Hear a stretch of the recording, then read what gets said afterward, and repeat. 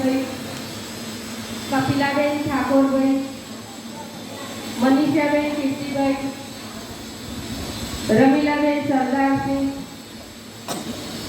સ્વાતિબેન શ્રીધર,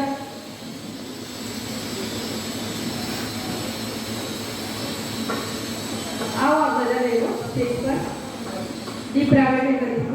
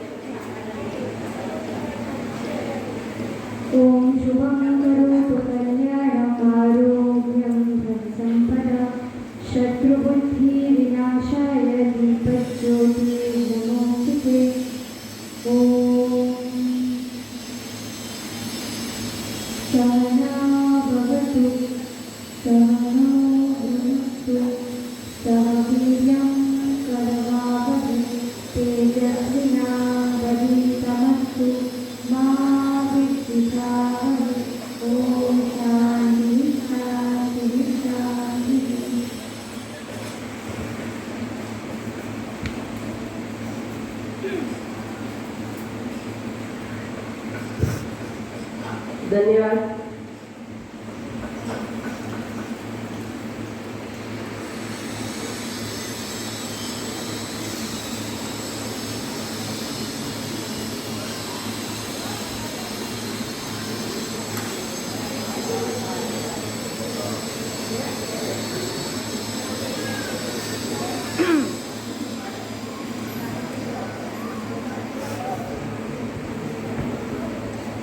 દીપ પ્રાગટ્ય બાદ આપણે પરમેશ્વરને પ્રાર્થના કરીશું. પ્રાર્થના સાઉદી મજા કરાવી રહ્યા છે. આ બધાને સાથ આપશું.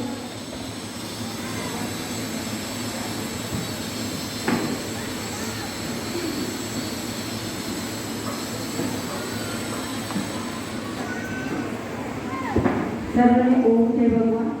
આપણે પ્રાર્થના માટે સીધા બેસી જઈશું. આંખો બંધ કરીશું. સર્વપ્રથમ 3 વાર દીર્ઘ ઓમ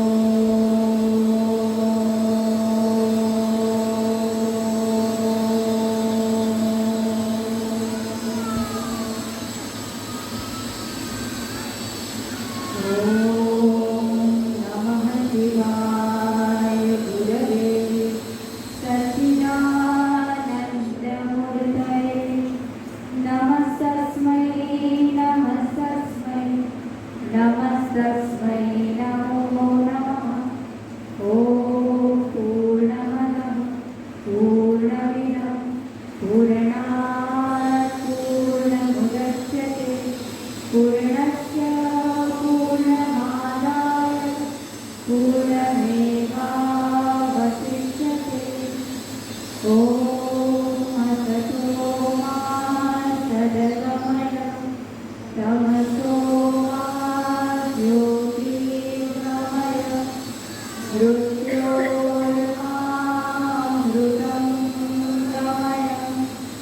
ॐ सहनावतु सहनौ भुनक्तु सह वीर्यं करवावहै तेजस्विनावधीतमस्तु मा विद्विषावहै। ॐ शान्ति शान्ति शान्ति। गुरुर्ब्रह्मा गुरुर्विष्णु गुरुर्देवो महेश्वर गुरुर्साक्षात् परब्रह्म तस्मै श्रीगुरवे नमः तस्मै श्रीगुरवे नमः तस्मै श्रीगुरवे नमः।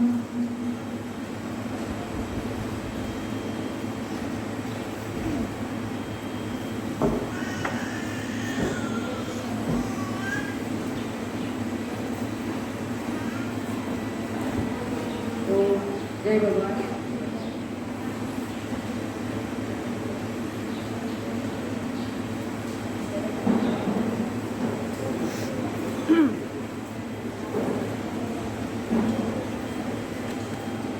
આપણે હિન્દુ ગુરુકુળ બનાવવા જઈ રહ્યા છીએ, તો એના માટે પહેલાં આપણે વિડીયો બનાવ્યો છે, એ વિડીયો જોઈશું.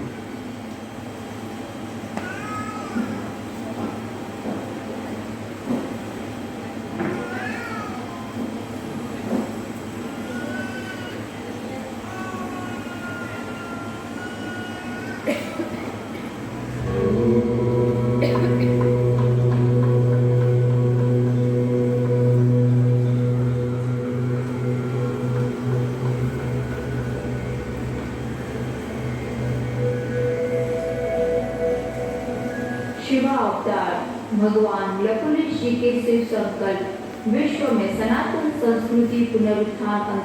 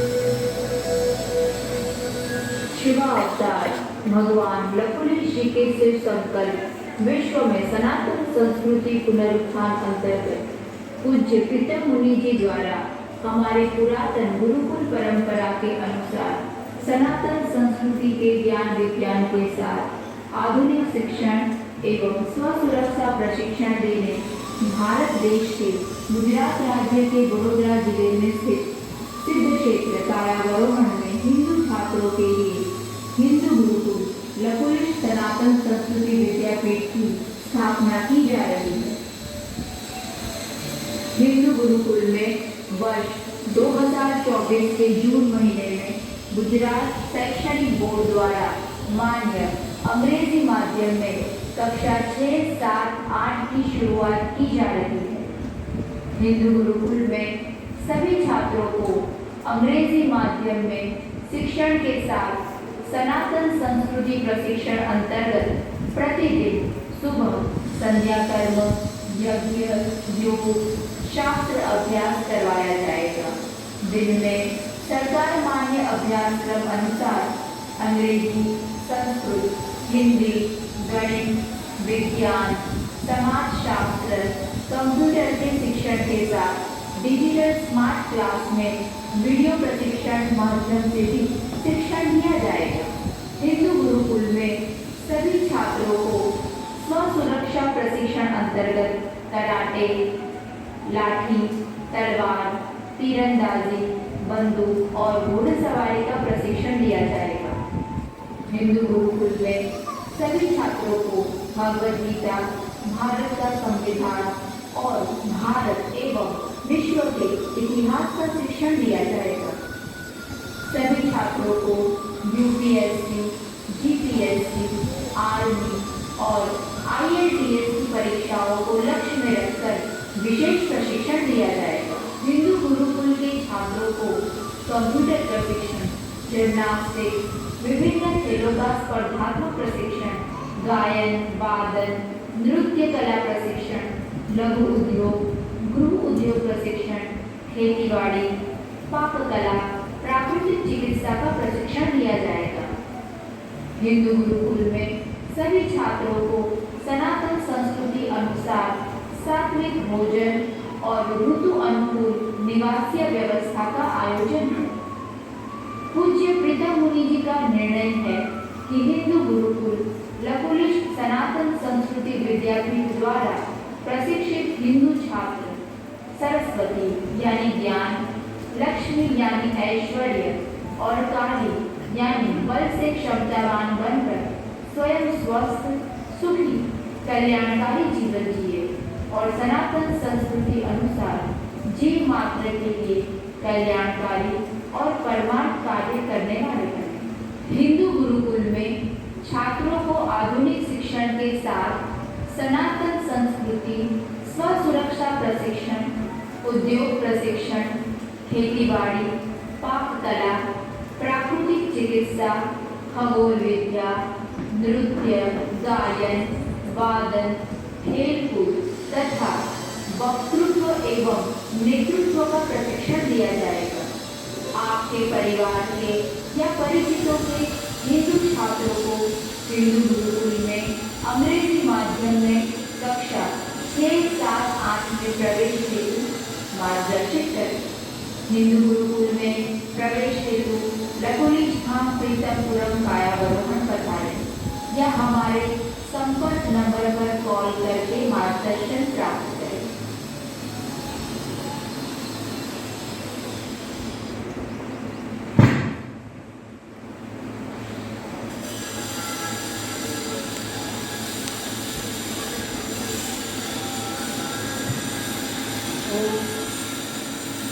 आपने જે વિડીયો બતાવવામાં આવ્યો એ ગુરુજીનો ઉદ્દેશ છે કે આજનું ગુરુકુળ આપણે જે બનાવવા જઈ રહ્યા છીએ થોડો આપણે સંસ્થા વિશે પરિચય આપીએ। અમારી સંસ્થા છે લકુલિશ સનાતન સંસ્કૃતિ પ્રબોધન અભિયાન। એ સંસ્થા 2011થી વિવિધ પ્રકારના કાર્યો કરી રહી છે ગુરુજીના નેતૃત્વ હેઠળ।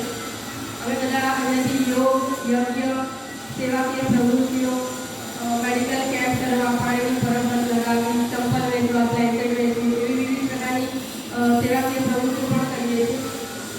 स्कूलोमां जईने बाळकोने योग શીખવાડવો, યજ્ઞ શીખવાડવો એવું પ્રશિક્ષણ આપીએ છીએ। અહીંયા પણ અમે યોગ અને યજ્ઞની શિબિરોનું આયોજન કરીએ છીએ। તમે પણ તમારા એરિયાની અંદર કોઈ જગ્યાએ 20-25 વ્યક્તિ એકઠા થાવ તો અમે ત્યાં આવીને પણ યોગ અને યજ્ઞ ભજનની શિબિર કરીએ છીએ। सूर्य नमस्कार શીખવાડવામાં આવે છે બાળકોને। મોટાઓને પણ જો એ જોઈન્ટ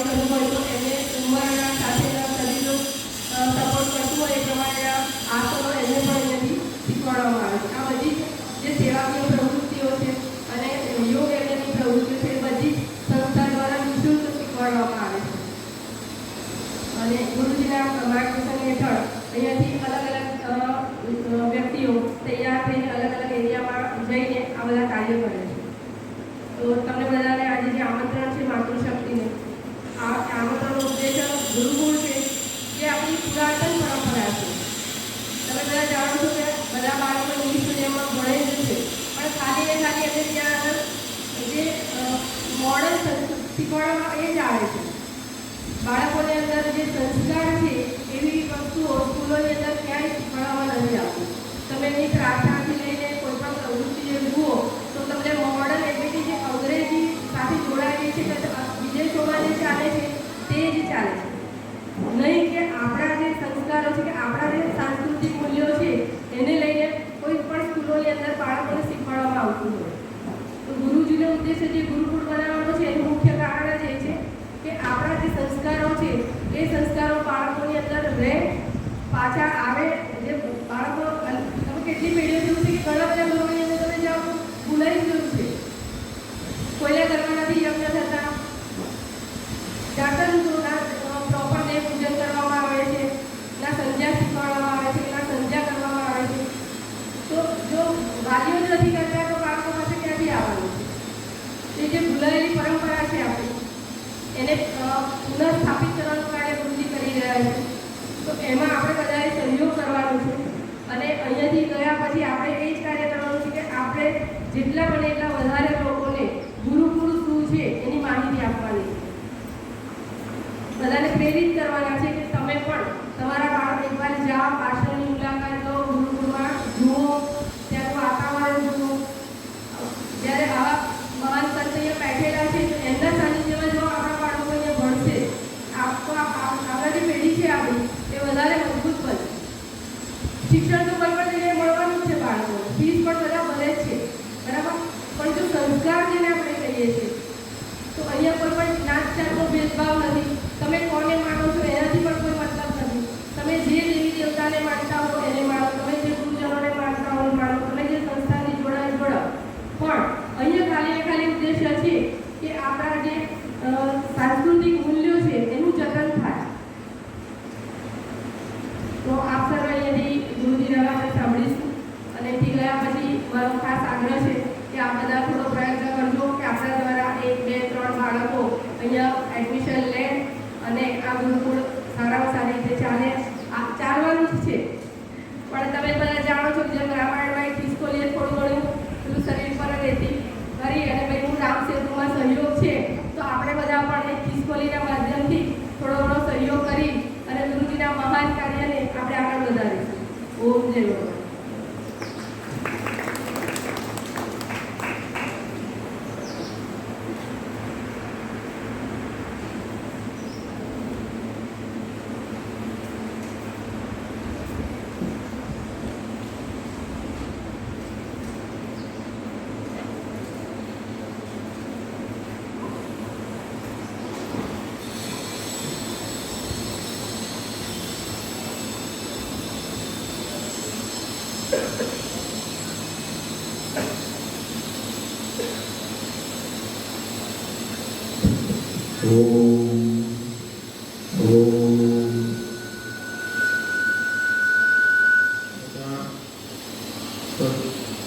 हिंदीમાં ચાલશે બધાને કે ગુજરાતીમાં રાખીએ કે હિન્દી બધા સમજી લેશો?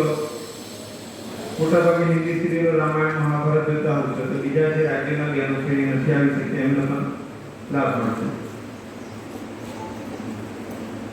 सभी को ओम जय भगवान. हम सब साथ साथ 3 बार दीर्घ ओम का उच्चारण करेंगे.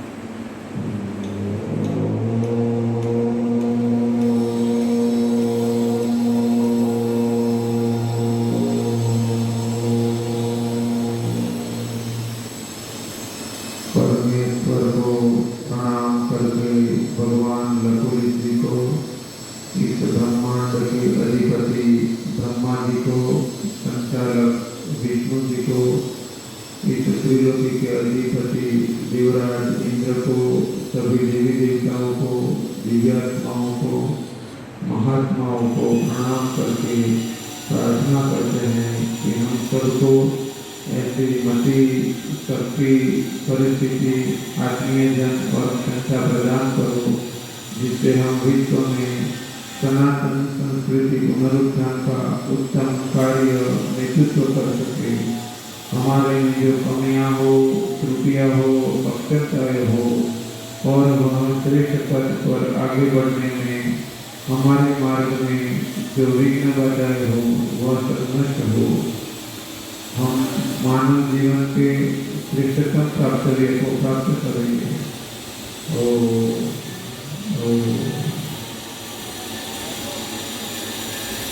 आज हम सब भृगु मुनि के भृगु क्षेत्र के भगवान लकुलिश जी के तीर्थ धाम सिद्ध क्षेत्र कायवरोहण के लकुलिश धाम में हमारी पुरातन गुरुकुल परंपरा को पुनः स्थापित करने के उद्देश्य से आज मातृशक्ति सम्मेलन में इकट्ठे हुए हैं।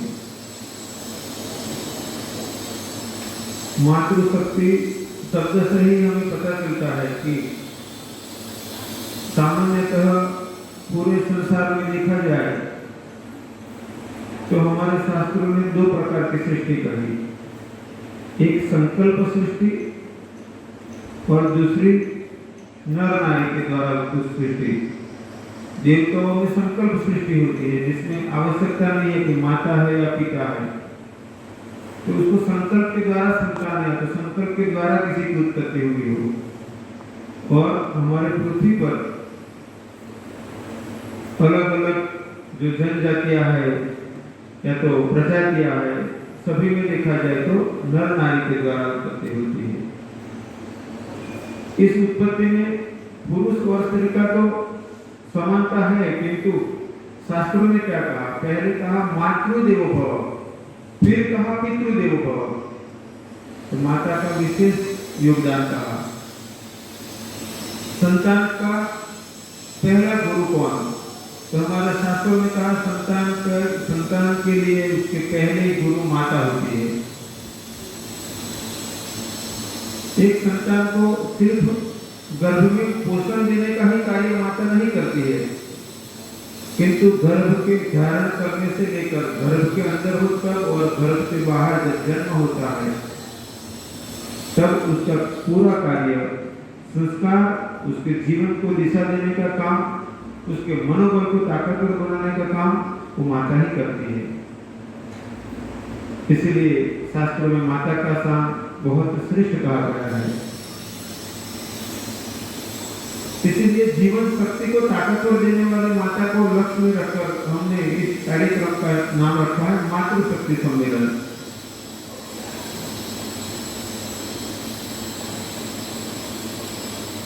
आज हम सब इकट्ठे हुए हैं हमारे पुरातन गुरुकुल परंपरा को पुनः स्थापित करने के लिए, और मेरा स्पष्ट रूप से ऐसा मानना है कि इस संसार को श्रेष्ठता में ले जाने के लिए पुरुषों का जितना योगदान है, इससे जरा भी कम योगदान महिलाओं का नहीं है, माताओं का नहीं है। यानी पुरुष और स्त्री का समान योगदान है।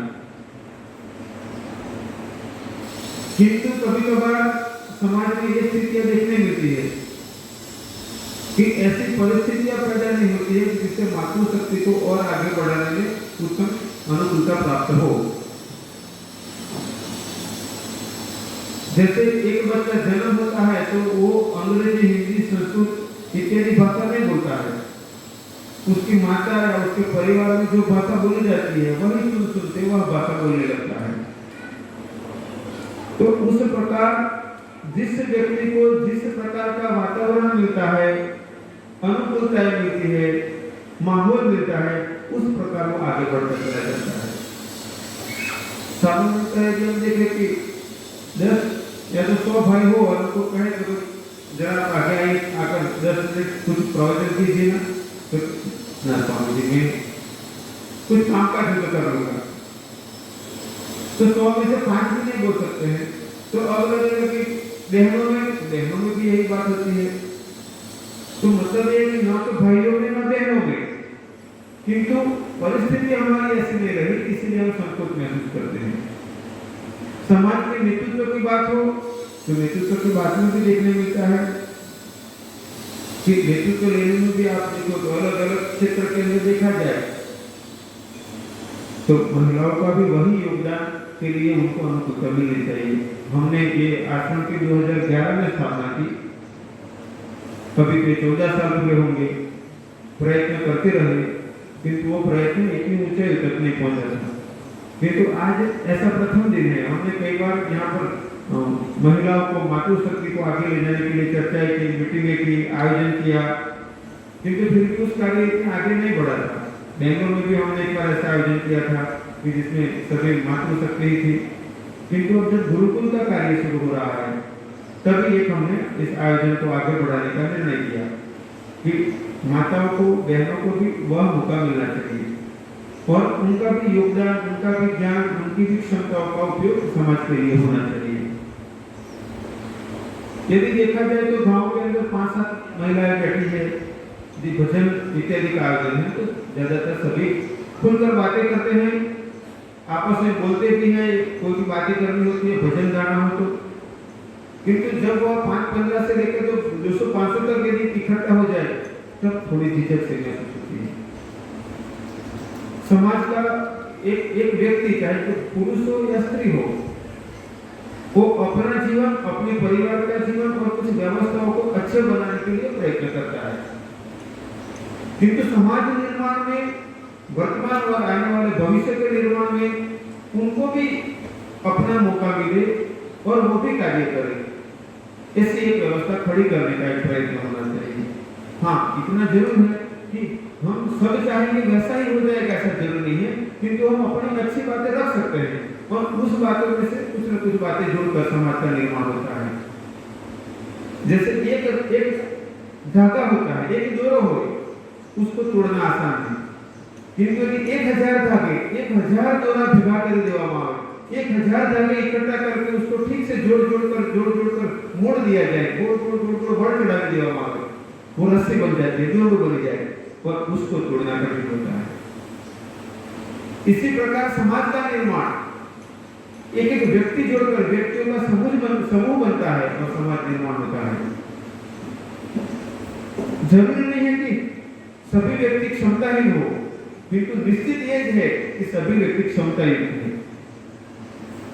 व्यक्तियों की क्षमता की सरखामनी ना था, कंपैरिजन नहीं हो सकती है।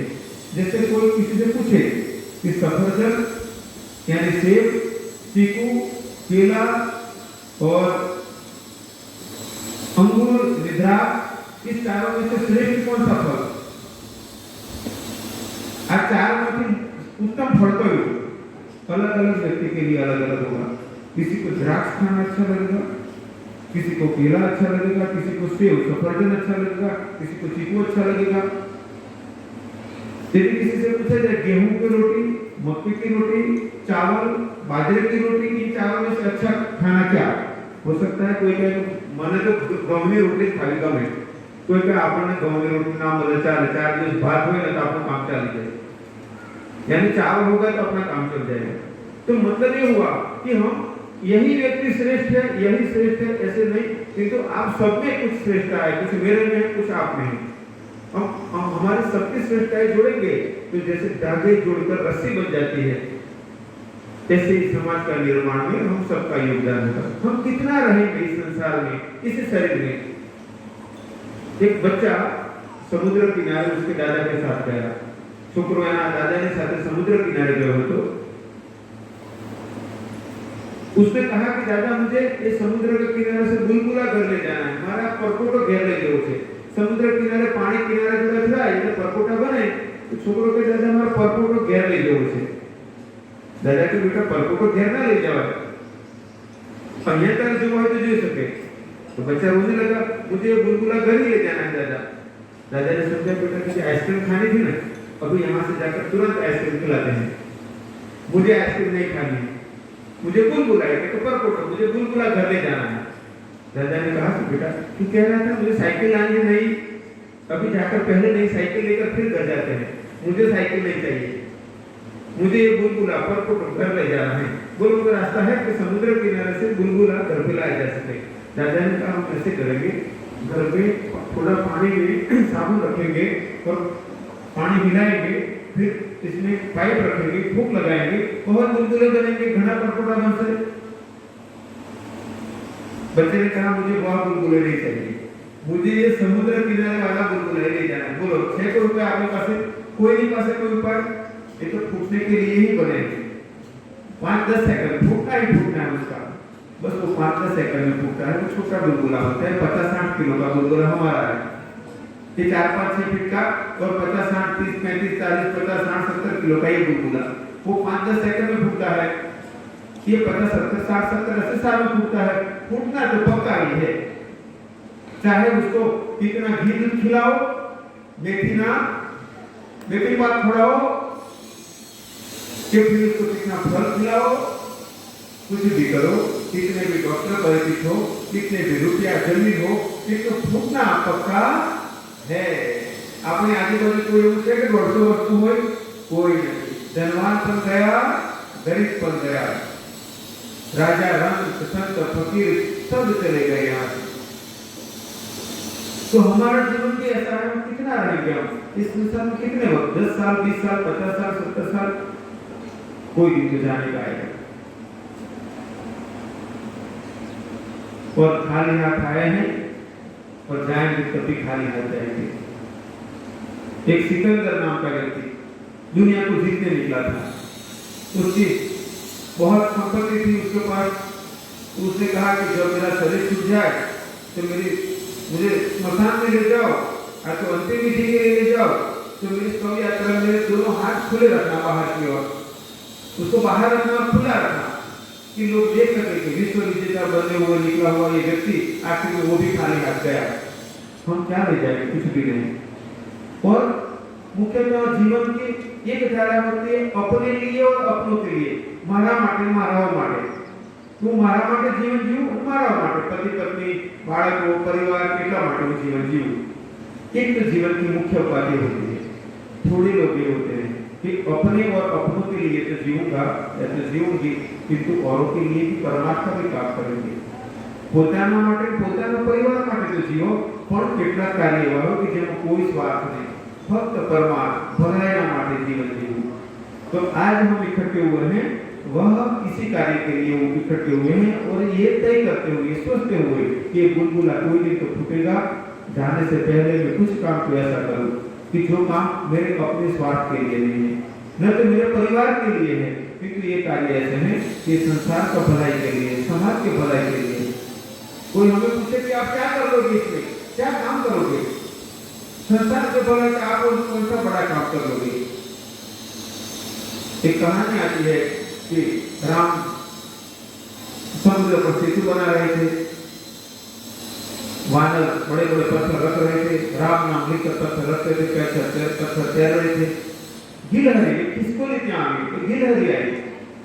वो गिलहरी ने सोचा कि मैं कैसे मदद करूं, तो वो जल में जाती थी, अपने शरीर को भिगाकर फिर बाहर आती थी, पानी में जाए, शरीर में पलाड़े, पाछी आवे, रेती में वो लौटती थी, बालू के अंदर रेती में लौटती थी, रेती में आगे थे, कुछ रेती के कण उसके शरीर पर चिपक जाते थे।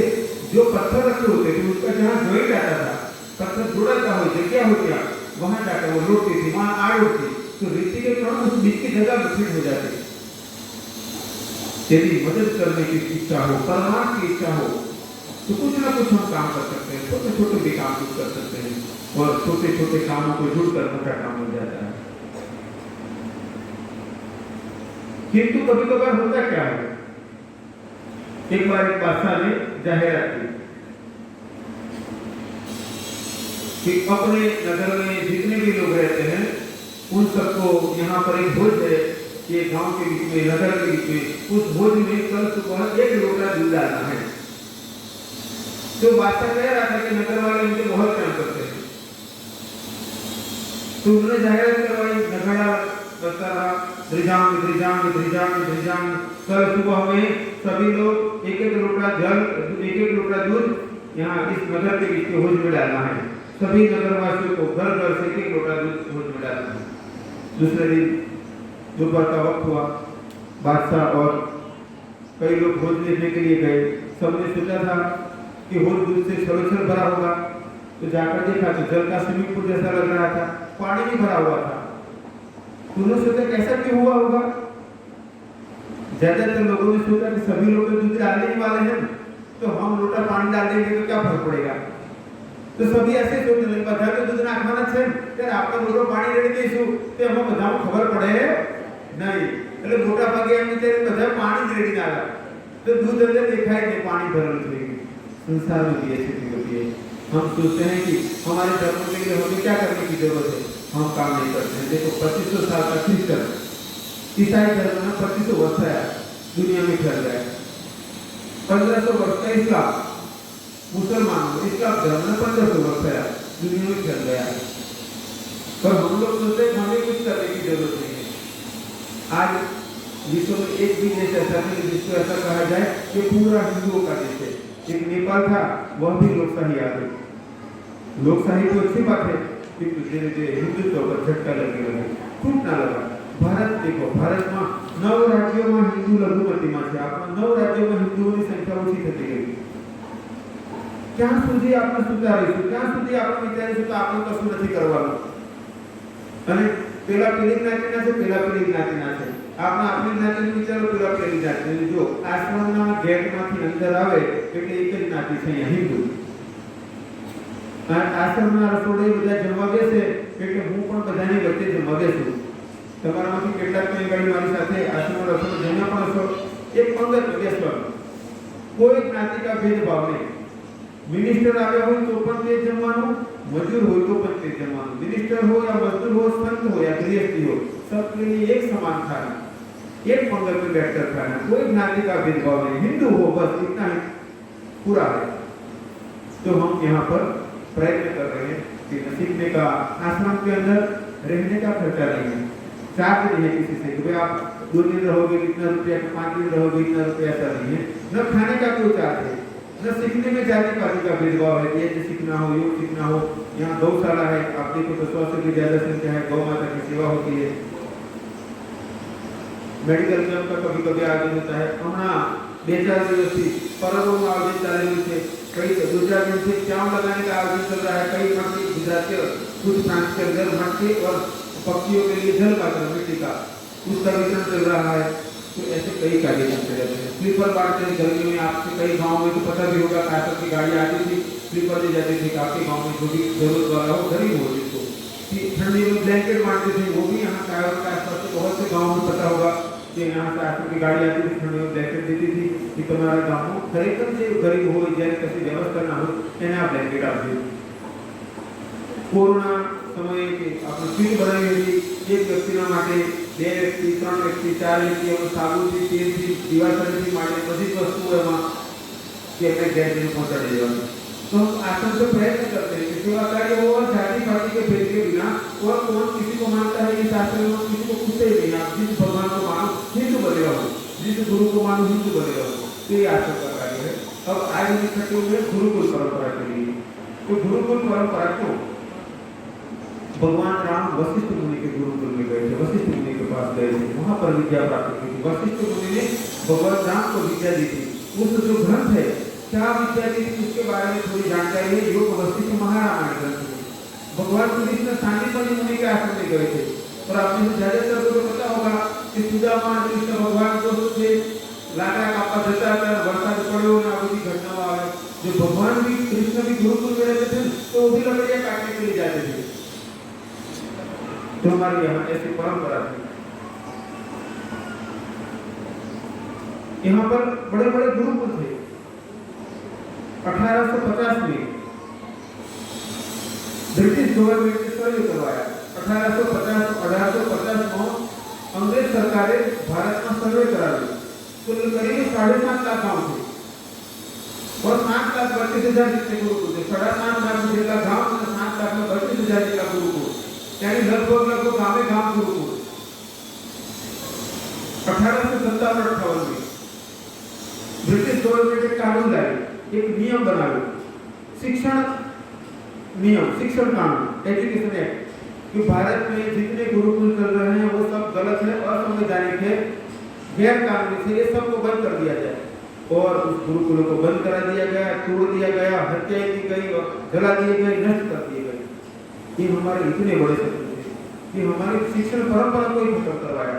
और ये ब्रिटिश गवर्नमेंट ने किया।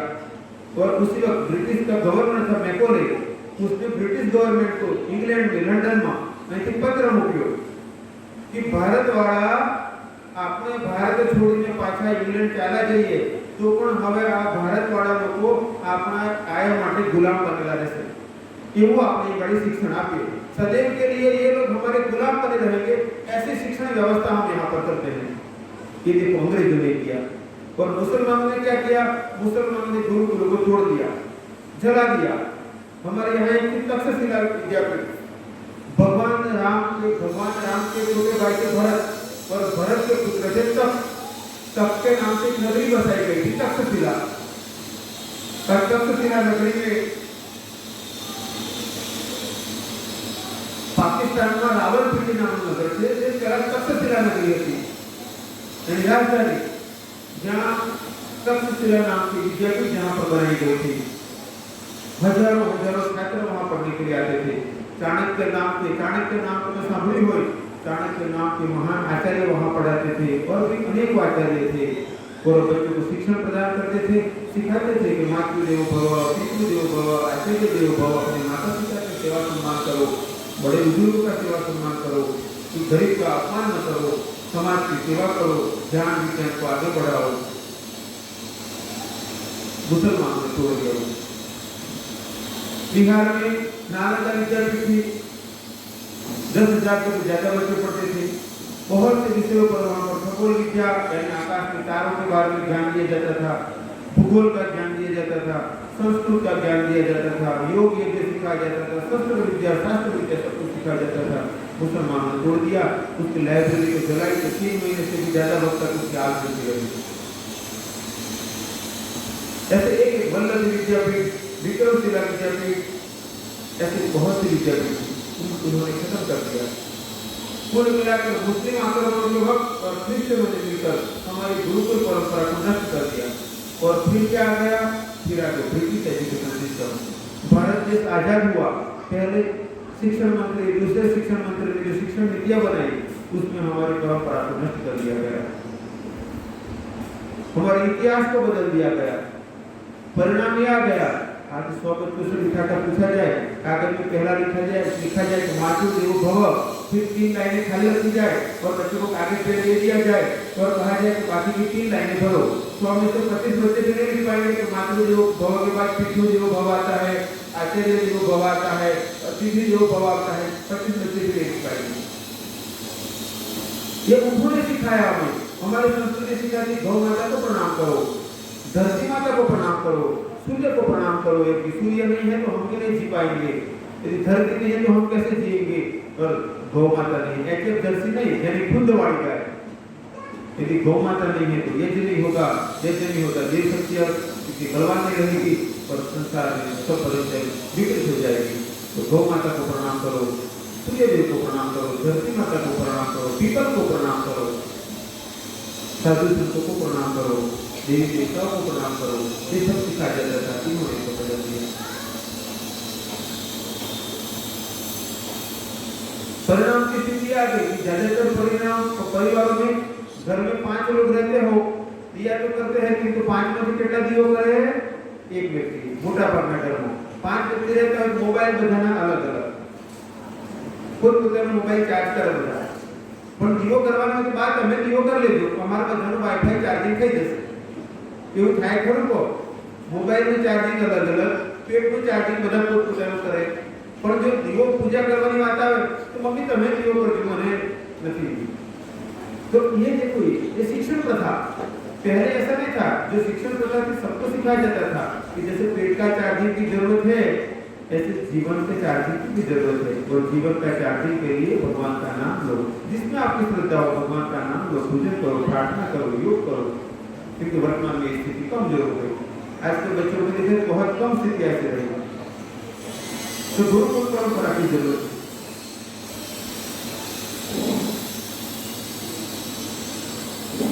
इतिहास को देखे तो भूतकाल के इतिहास में मातृशक्ति का भी बहुत योगदान रहा, पर एक ही पहलू में नहीं, सभी पहलू हो गए। विदुषी यानी जो विद्वान हो, ज्ञानवान हो, ऐसी महिलाएं बहुत रही भारत। इसमें से आपको एक आध विदुषी के बारे में बताता हूँ। गार्गी नाम की विदुषी महिला हो गई। वचननु नाम के महर्षि थे, वचननु नाम के महर्षि की पुत्री थी गार्गी, इसलिए उसको वचननु गार्गी भी कहा जाता था। वो तपस्वी और विद्वान महिला थी, और इतनी विद्वान थी कि उसके पास लोग दूर दूर से ज्ञान के लिए आते थे, संस्कृत शास्त्रों के लिए आते थे। सत्संग कथा करना एक बात है और शास्त्रों के अनुसार चर्चा करना अलग बात है।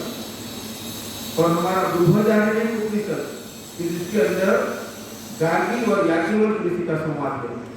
देखो, एक महिला अपने घर परिवार से आगे बढ़ती हुई कितने आगे बढ़ी कि आज वेदों के अंदर गार्गी का नाम, गार्गी के बिना वेद अधूरे रह जाएंगे। यदि उपनिषदों की चर्चा होगी तो गार्गी के बिना उपनिषद अधूरे रह जाएंगे। यदि ब्रह्म ज्ञान की बातें होगी तो गार्गी जैसे ज्ञानवान महात्मा के बिना कुछ बातें पकड़े रहे। यदि बात महिलाओं की हो तो ऐसी महात्मा होगी गार्गी। मुकाबले और श्रेष्ठ प्रयत्न हो, निश्चित रूप से इतिहास में नाम अमर हो जाए, ऐसा कार्य रहा गार्गी का। अरुंधति माता 60 ऋषियों का समूह को सप्तर्षि कहते हैं। वर्तमान काल की स्थिति ऐसी आ गई कि ज्यादातर को सप्तर्षि के नाम भी पता नहीं होते हैं। कईयों को ये भी पता नहीं होता कि 7 महान ऋषि हो गए जिनके नाम से हमारे गोत्रों की परंपरा चली, फिर और गोत्र जुड़ते चले गए। तो इसमें प्रथम है कश्यप, महामुनि कश्यप, जिनसे कश्यप गोत्र चला। तो हमारे जब यहाँ पटेल परिवार में બધા બહેનો બેઠેલા છો तो मुख्यतः कश्यप गोत्र। तो सभी ऋषियों में सप्तर्षियों में कश्यप को प्रथम कहा गया, कश्यप ऋषि। फिर अत्रि ऋषि, वशिष्ठ, अत्रि मुनि, वशिष्ठ मुनि, विश्वामित्र मुनि, गौतम मुनि, जमदग्नि मुनि और भारद्वाज मुनि, ये 7 ऋषियों को सप्तर्षि कहा गया। कश्यप मुनि, दूसरे नंबर पर अत्रि मुनि, तीसरे नंबर पर वशिष्ठ मुनि, चौथे नंबर पर विश्वामित्र मुनि, 5वें नंबर पर गौतम मुनि, 6वें नंबर पर जमदग्नि मुनि और 7वें नंबर पर भारद्वाज मुनि। इस 7 मुनियों को सप्तर्षि कहा गया, जिन्होंने इस विश्व को ज्ञान की ऊंचाई दी। किंतु बोला जाता है सप्तर्षि और मंडली है 8 की। बोला जाता है तो सप्तर्षि क्योंकि मुख्य नाम तो 7 ऋषि, किंतु एक और इसमें जुड़ गया अपनी क्षमता से, अपने ज्ञान से, अपनी भक्ति से, अपने तप से। वह थी अरुंधति, वशिष्ठ मुनि की पत्नी अरुंधति। इसलिए आकाश में देखेंगे तो सप्तर्षियों का तारामंडल दिखाई पड़ता है, इसमें 8 तारे होते हैं। तो बोला जाता है सप्तर्षि और तारे होते हैं 8। अरुंधति माता કેટલી બધી ભક્તિ કરી, કેટલું બધું તપ કર્યું, કેટલી બધી સેવા કરી, કેટલા બધા પરમાર્થના કામ કર્યા કે આ 7ની મંડળીની અંદર 8માં અરુંધતિ માતાનું નામ જોડાઈ ગયું। એટલે આપણે આકાશમાં જોઈએ તો સપ્તર્ષિઓ કેટલા વડીલો કહેતા હોય ત્યારે કેટલાને ખબર હોય ના હોય, પણ આકાશમાં સપ્તર્ષિઓ દેખાય આકાશમાં। એમાં વશિષ્ઠ મુનિની પાસે એક તારો હોય છે, એને અરુંધતિનો તારો કહેવામાં આવે। देखो, पहले मैंने बात करी गार्गी नामनी विदुषी महिला, ज्ञान की इतनी ऊंचाई कि जिसमें वेदों को भी गार्गी का उल्लेख करना पड़ता है। वेदों में भी गार्गी का ज्ञान की बात है। देखो, आकाश में देखे तो अरुंधति माता जो सहस्त्रों हजारों वर्षों से आकाश में देखकर लोग कहते हैं देखो अरुंधति। ऐसे ही यदि हम देखें तो भारत के इतिहास को देखें, लोपामुद्रा, महान नारी लोपामुद्रा, ऐसे ही माता अनसुया, ऐसे अनेकों महान नारी रत्न हो गए। यदि भारत के स्वतंत्र सेनानियों की बात करें तो जिसने भारत को आजादी दिलाई, महान वीरांगना झांसी की रानी लक्ष्मीबाई, जिसने शस्त्र सीखे, तलवारबाजी में बहुत महारथी, उसको तलवार लेकर वो निकल पड़ती थी तो महिला पुरुष योद्धा भी उसके सामने टिक पाना मुश्किल था। अकेली तलवार की भाला चलाने में भी इतनी माहिर थी, कटारी चलाने में माहिर थी, और बिना शस्त्र को भी अच्छे को पकड़ देती थी महारानी लक्ष्मीबाई, रानी रत्नावली, ऐसी महान नारी दुर्गा, महारानी दुर्गावती ऐसी महान नारियों को। यदि भारत को आजाद कराने में सशस्त्र उद्यान जैसे लक्ष्मीबाई का नाम है, तो दूसरा यदि जिन्होंने समाज को जोड़ा, इकट्ठा किया, गांव-गांव गए, महिलाओं को, पुरुषों को समझाया, ऐसी सरोजिनी नायडू महान नारी, जिसको भारत के स्वतंत्रता के इतिहास में सदैव याद करना पड़ेगा कि सरोजिनी नायडू ने इतना उत्तम कार्य किया। लोगों को जोड़ना, जगाना, जैसे आप आए हो, गांव में बहुत महिलाएं होती है, किंतु शादी ब्याह में इकट्ठा होना अलग बात है।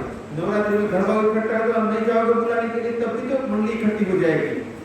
किंतु जिसमें रुपया नहीं मिलने वाला है, जिसमें यहाँ पर देखो, यहाँ सब किसी को पुष्प नहीं दिया गया, न तो पुष्प मिलने वाला है, नहीं तो जय जयकार होने वाला है, किंतु हम जा रहे हैं अपनों के लिए नहीं, हम हिंदुओं के लिए जा रहे हैं, हम सनातन संस्कृति के लिए, वर्तमान इतिहास और भविष्य के इतिहास के लिए ऐसा कार्य। तो सरोजिनी नायडू घर घर जाते थे, समाज को जगाया, धीरे धीरे 5 की मंडली में, 50 की मंडली में प्रवचन करते थे, फिर धीरे धीरे समाज इकट्ठा होता गया। और जब भारत आजाद हुआ तो इतिहास में सदैव के लिए एक नाम हो गया कि भारत में किसी महिला राज्यपाल में जो प्रथम हो तो सरोजिनी नायडू को भी व्यक्ति आगे बढ़ सकता है यदि प्रयत्न किया जाएगा। दूसरा का लिहाज मत देखो कि हमारे गुरु जी इतनी उम्र हो गई, नहीं, कुछ कार्य करो, जो भी हो सके कुछ कार्य करो। यदि समाज सुधारने की बात हो, समाज में कई वर्ग ऐसे होते हैं, कमजोर होते हैं, नहीं आगे बढ़ पाते हैं, शिक्षण के क्षेत्र में कमजोर होते हैं, वैचारिक क्षेत्र में कमजोर होते हैं। सावित्रीबाई फुले ने ऐसा काम किया। तो सावित्रीबाई फुले कहते थे कि महिला शिक्षा अनिवार्य है, महिलाओं को शिक्षा प्राप्त करनी होगी, यदि महिलाएं शिक्षित होगी तो समाज को आगे बढ़ा पाएगी। उन्होंने भी बहुत काम किया सावित्रीबाई फुले। यदि हम देखें तो भक्ति की बात देखें तो भक्ति में कवयित्री मीराबाई, जिसके नाम किसी को पता ना हो, यदि हिंदू समाज में भक्ति में ऐसा बहुत कम देखने मिलेगा। मीराबाई ने महिलाओं के भक्त महिलाओं में ऐसा कीर्तिमान स्थापित कर दिया कि आज हिंदू समाज में जब भक्ति की बात आती है तो मीराबाई का नाम महिलाओं में सिंह पर रहता है, ऐसी भक्ति हो रही है। यदि योगिनी की बात देखी जाए, महिला योगिनी तो काश्मीर में हो गए लल्लेश्वरी योगिनी, जो जीवित चले गए थे, जिसका मृत्यु नहीं हुआ था, उन्होंने इतनी साधना की कि वो शरीर आकाश में चले गए थे। अंत में उन्होंने भक्ति करते करते वस्त्रों का त्याग कर दिया था, उनके शरीर में से प्रकाश की किरणें निकलने लगती थी। एक घटना आपको दूसरी कहता हूँ, गुरुकुल की बातें कैसे वो समझाते हुए लल्लेश्वरी ने अपने योग के बारे में समझाते हुए उनके कुल पुरोहित से जब योग की बात हुई तो उन्होंने बताया था प्रतिपदा के दिन आना, मैं आपको समझा अमावस्या के दिन तो कैसा योग होता है, मैं आपको क्या करके समझाऊंगी। अमावस्या के दिन वो गए तो वो एक कुल्हड़ के अंदर बड़ा कुल्हड़ लिया, इसके अंदर वो खड़ी रही और सर पे कुल्हड़ रख दिया। फिर कहना प्रतिदिन आकर देख सकते हो, बोलना नहीं और स्पर्श नहीं करना है। अपने योग बल से धीरे धीरे प्रतिदिन कम होती चली गई। एकम द्वितीय तृतीय चतुर्थी पंचमी होते होते पूर्णिमा के आगे दोनों कुल्हड़ इकट्ठी हो गई। सबसे रखी कुल्हड़ और पैर वाली कुल्हड़, उसके कुल गुरुनी कुल्हड़ का देखा तो जैसे छोटा सा चंद्रमा चमक रहा हो। फिर प्रतिपदा एकम के पास मोटी नदी गई और अमावस्या आते आते फिर बड़ी हो गई। योग की क्षमता कैसी होती है उसके कुल गुरु को बताई थी। पर आखिर में लल्लेश्वरी मरी नहीं, प्रकाश में बनकर आकाश में चली गई। देखो कैसी योगिनी महिला है। तो ऐसे भक्त, ऐसी योगिनी। यदि महिलाओं की बात करें, यदि आकाश में जाने की बात करें, कल्पना चावला पहली महिला यात्री जिसने पृथ्वी से आकाश में गई, 2 बार गई आकाश में कल्पना चावला। तो महिलाओं ने ऐसी क्षमता विकसित की। यदि खेल कूद की बात करें, बैडमिंटन खेलते हैं पीवी सिंधु, जिसने भारत का नाम रोशन किया बैडमिंटन में। यदि बात करें क्रिकेट की तो मिताली राज क्रिकेट के क्षेत्र में जैसे पुरुषों में सचिन तेंदुलकर को याद करते हैं, ऐसे महिलाओं में आप में से कई महिलाओं को पता होगा तो मिताली राज भारत के क्रिकेट में ऐसा सिंबल नाम रहा कि जिसको भारत की क्रिकेट में याद किया जाएगा। पीवी सिंधु को बैडमिंटन के लिए याद किया जाता है, मिताली राज को क्रिकेट के लिए याद किया जाता है। और तीसरी हॉकी के खेल में रानी रामपाल, भारत हॉकी में बड़ा प्रसिद्ध रहा है। रानी रामपाल ने हॉकी में भारत का नाम किया विश्व में।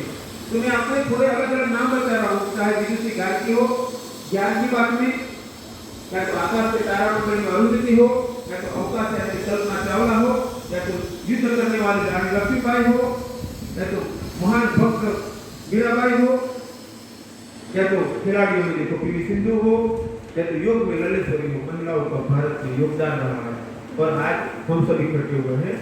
आज की शुरुआत हो सकता है 2-3 साल के बाद यहाँ पर आप देखोगे तो बेंगलोर से भी कोई होगा, दिल्ली से भी कोई यहाँ पर बैठा होगा और 2-4 साल में हो सकता है महिलाओं के सम्मेलन में विदेश से भी कोई यहाँ पर आया हो। यदि फिल्मों में काम करने वाले भी कोई कलाकार हो या तो भारत में उनके क्षेत्रों में काम करने वाले कोई वैज्ञानिक भी हो। आज हमारी जो शुरुआत है 2-4 साल के अंदर वो इस ऊंचाई तक पहुंच जाएगी कि हम सब मिलकर महिला शक्ति, मातृशक्ति को भी सनातन संस्कृति के लिए, गुरुकुल परंपरा के लिए आगे बढ़ाएंगे। अब हम गुरुकुल के द्वारा क्या कर रहे हैं वो अंतिम बात पर आते हैं। मैंने करीब 16-17-18 साल की उम्र में हमारे मुख्य ग्रंथ 4 वेद के 10 शास्त्र, 18 पुराण इत्यादि ग्रंथों का अध्ययन किया था। आगे चलकर मैंने निर्णय लिया था कि मैं हमारी गुरुकुल परंपरा को पुनः स्थापित करूंगा। अंग्रेजी में एक शब्द है रिप्लेस करना, यानी किसी को कहा जाए तुम ये ना खाओ तो फिर वो कहता है तो फिर क्या खाओ, आना खाओ, चाना पीसो तो फिर चाना पीस सवार में सूपी वालों से, तो ये नहीं कि इसके बदले ये तो भारत में शिक्षण परंपरा को, हमारी गुरुकुल परंपरा को खंडित किया गया, तोड़ दिया गया, नष्ट किया गया, उसको पुनः स्थापित करने के लिए फिर हमने प्रयत्न किया। वर्तमान काल में जो ऐसी शिक्षण व्यवस्थाएं चली जिसमें हमारे सनातन संस्कृति को खत्म किया जाए, और पहली मिशनरी स्कूल शुरू हुई कलकत्ता में 1857 का जो एक्ट है एजुकेशन एक्ट, इसके बाद पहली मिशनरी स्कूल शुरू की गई कलकत्ता में। इसमें ये चला गया, आपने जो कहिए ना सोमवारे नमुरे शंकर देव ने, अपना भजन जो गाइए छे कि सरस्वती देवी, अब जो भजन गाइए छे ये सब खत्म कर दिया गया। न तिलक लगा कर जा सकते हैं, न माला पहन कर जा सकते हैं, न वहां भगवान की जय जयकार कर सकते हैं। ऐसी शिक्षण व्यवस्था शुरू की गई है, सब बंद, देवी देवताओं की प्रार्थना बंद, भगवान को प्रणाम प्रार्थना बंद, उनकी एक नई सिस्टम। और कलकत्ता में पहला, बॉम्बे यानी मुंबई में दूसरा, चेन्नई यानी मद्रास में तीसरा, और फिर भारत भर में सिस्टम शुरू हो गई। हम ऐसे गुरुकुलों की परंपरा खड़ी करें कि जहाँ पर बच्चे श्री रामचंद्र भगवान की जय, सीताराम की जय, अम्बे मां की जय, हर हर महादेव ये कहते हो, वहाँ सभी त्योहार मनाए जाते हो, बिना पक्षपात को सनातन हिंदुत्व के सभी त्योहार मनाए जाते हो। वहां पर वो सभी शिक्षण हो जो हजारों साल पहले भी था और वर्तमान में भी है। वहां पर बच्चों को वर्तमान का शिक्षण दिया जाए, यानी कि गणित, विज्ञान, समाज विज्ञान, हिंदी, अंग्रेजी, संस्कृत, कंप्यूटर, ये सभी भी सिखाया जाए। साथ में उपनिषद, दर्शन शास्त्र भी सिखाया जाए। आज वर्तमान काल की स्थिति देखी जाए तो महाराणा लक्ष्मीबाई की बात सुनकर लगे तो मुझे हमें भी ऐसा तैयार होना है, तो तलवार सीखने के लिए कहाँ जाओगे? यदि आपसे पूछे आप में से कितने बहनों को तलवारबाजी आती है? कदाचित किसी को नहीं, ज्यादातर को नहीं। बंदूक चलाना कितनों को आता है? तो हमने देखा था वो सीरियल आ रही थी, तो सीरियल के अंदर आ रहा था शिवाजी महाराज के सामने वो बंदूक लेकर खड़ा रह गया, तो शिवाजी महाराज ने अपनी रस्सी आते काबू कैसे फेंका तो उसकी बंदूक खींच ली पकड़कर। तो पहले बंदूक ये लोगों ने हमें दिखाई, भारत में और हमें बंदूक दिखाई, कितनों को आता है? बहुत कम। फिर कई बार ऐसा भी होता है तो बहनों માટે તો આવું બધું જરૂર નથી, આપણે ચાર બાર રોટી શાક બનાવતા શીખવાનું, ઘર સાફ સફાઈ કરતા શીખવાનું અને પારિવારિક જીવન શીખવાનું नहीं, ये गलत बात है। हम अपना स्थान कमजोर क्यों करें? આપણું મહત્વ ઓછું કેમ કરીએ? આપણે પોતે પોતાના પરિવારને આપણું મહત્વ ઓછું કરીને આપણી દીકરીનું મહત્વ ઓછું કરીએ એવું ન કરીએ। इसका मतलब ये नहीं कह रहा खाना बनाना न सीखो, घर व्यवस्था न सीखो, ये भी सीखो और ये भी सीखो। तो यहाँ ऐसा गुरुकुल निर्माण हो रहा है जहाँ बच्चों को जो दूसरी स्कूलों में जो भारत सरकार द्वारा शिक्षण सिखाया जाता है, गुजरात सरकार द्वारा शिक्षण सिखाया जाता है, वह शिक्षण उत्तम रीति से सिखाया जाएगा। अंग्रेजी माध्यम में इसीलिए पसंद किया, यदि गुजराती माध्यम में पसंद करते तो दूसरे राज्यों के बच्चे आते तो फिर यहाँ पर जुड़ नहीं पाते। हिंदी माध्यम की स्कूल यहाँ पर कम है, अंग्रेजी माध्यम ऐसा है कि जो भारत के ज्यादातर राज्यों में अंग्रेजी माध्यम में शिक्षा चलती है। यदि बच्चों को आगे चलकर मेडिकल में जाना है, इंजीनियरिंग में जाना है, तो विदेशों में शिक्षण में जाना है तो अंग्रेजी माध्यम में आसानी से उसमें प्रवेश मिल जाएगा। यदि कोई बच्चे गुजराती मीडियम में पढ़ रहे हैं और गुजराती पछी અને અંગ્રેજી નહીં આવડતું હોય તો ધીરે ધીરે શીખવાડવાની તૈયાર કરીશું। તો ગુરુકુળમાં એવી વ્યવસ્થા છે કે જ્યાં છોકરાઓને આપણે અંગ્રેજી માધ્યમનું શિક્ષણ આપીશું, સારું શિક્ષણ આપીશું। સાથે દરરોજ સવારે લગભગ 5:30 વચ્ચે એમને સ્નાન કરીને ઉઠી જવાનું, સ્નાન કરી 6 સવા 6 સાડા 6 પહેલા તૈયાર થઈ જવાનું। શિયાળાનો સમય થોડો મોડો હશે, ઉનાળાનો સમય થોડો વહેલો હશે। તૈયાર થઈ જ્યારે એડમિશન કરીશું એટલે બધા છોકરા છોકરીઓને જન્મ દીક્ષા આપવાની ફરજિયાત છે। છોકરીઓને કંઠી જરૂરી છે, તમે બે જેમ અછોડો પહેરો એવી રીતે નાની જરૂર, કંઠી જરૂર, અને છોકરાઓને આખી જરૂર, બધાને પહેલા જન્મ દીક્ષા આપવાની। જન્મ પછી જ તેમને ભણવાનું શરૂ થાય। દરરોજ બધાને તાંબાનો લોટો આપીશું। સવારમાં ઉઠી દરેકે સૂર્યને લોટો જળ ચડાવવાનો, ગાયત્રી મંત્ર બોલવાનું, સૂર્યદેવને પ્રાર્થના કરવાની, મને સદબુદ્ધિ આપો કે હું શ્રેષ્ઠ બુદ્ધિ દ્વારા પોતાનું સર્વ કરી આપો। દરરોજનું આ ક્રમ, સ્નાન કરવું, ધોયેલા વસ્ત્રો પહેરવા, સૂર્યને લોટો અરજ ચડાવવું, સંધ્યા કરવું। 5-7 મિનિટમાં કામ છે, પરંતુ દરરોજ સંધ્યા કર્મ કરવું, દરરોજ યજ્ઞ કરવો, દરરોજ દેવતાઓને પ્રાર્થના કરવી, યજ્ઞ। જ્યારે છોકરાઓ રોજ યજ્ઞ, છોકરીઓ રોજ યજ્ઞ કરતા હશે તો 15-20 દિવસમાં એવા બની જશે કે તમે કહેશો કે ગુરુજી અમારે યજ્ઞ રાખવો છે, અને તમે ક્યારેક એવું રાખજો ગુરુજી મારે ઘરે યજ્ઞ રાખવો છે પણ દીકરી યજ્ઞ કરાવવા આવે। તમે એનું આયોજન કરી શકો કે ગુરુજી અમારા ગામમાં અમારે સાથે યજ્ઞ રાખવો છે, અમે ગાડી મોકલીશું લેવા માટે, પાછા ગાડી મૂકી દઈશું, તો બે બહેનો આવીશું, દીકરી લઈ જઈશું, યજ્ઞ કરાવી, દીકરી પાછી મૂકીશું, પણ અમારે ત્યાં 2-3 દીકરીઓ ગુરુકુળની મોકલવી। તમે જોશો કે આપણે દીકરીઓ પહેલાથી છેલ્લા યજ્ઞ ખૂબ સારી રીતે યજ્ઞ કરાવશે અને સમજાવશે।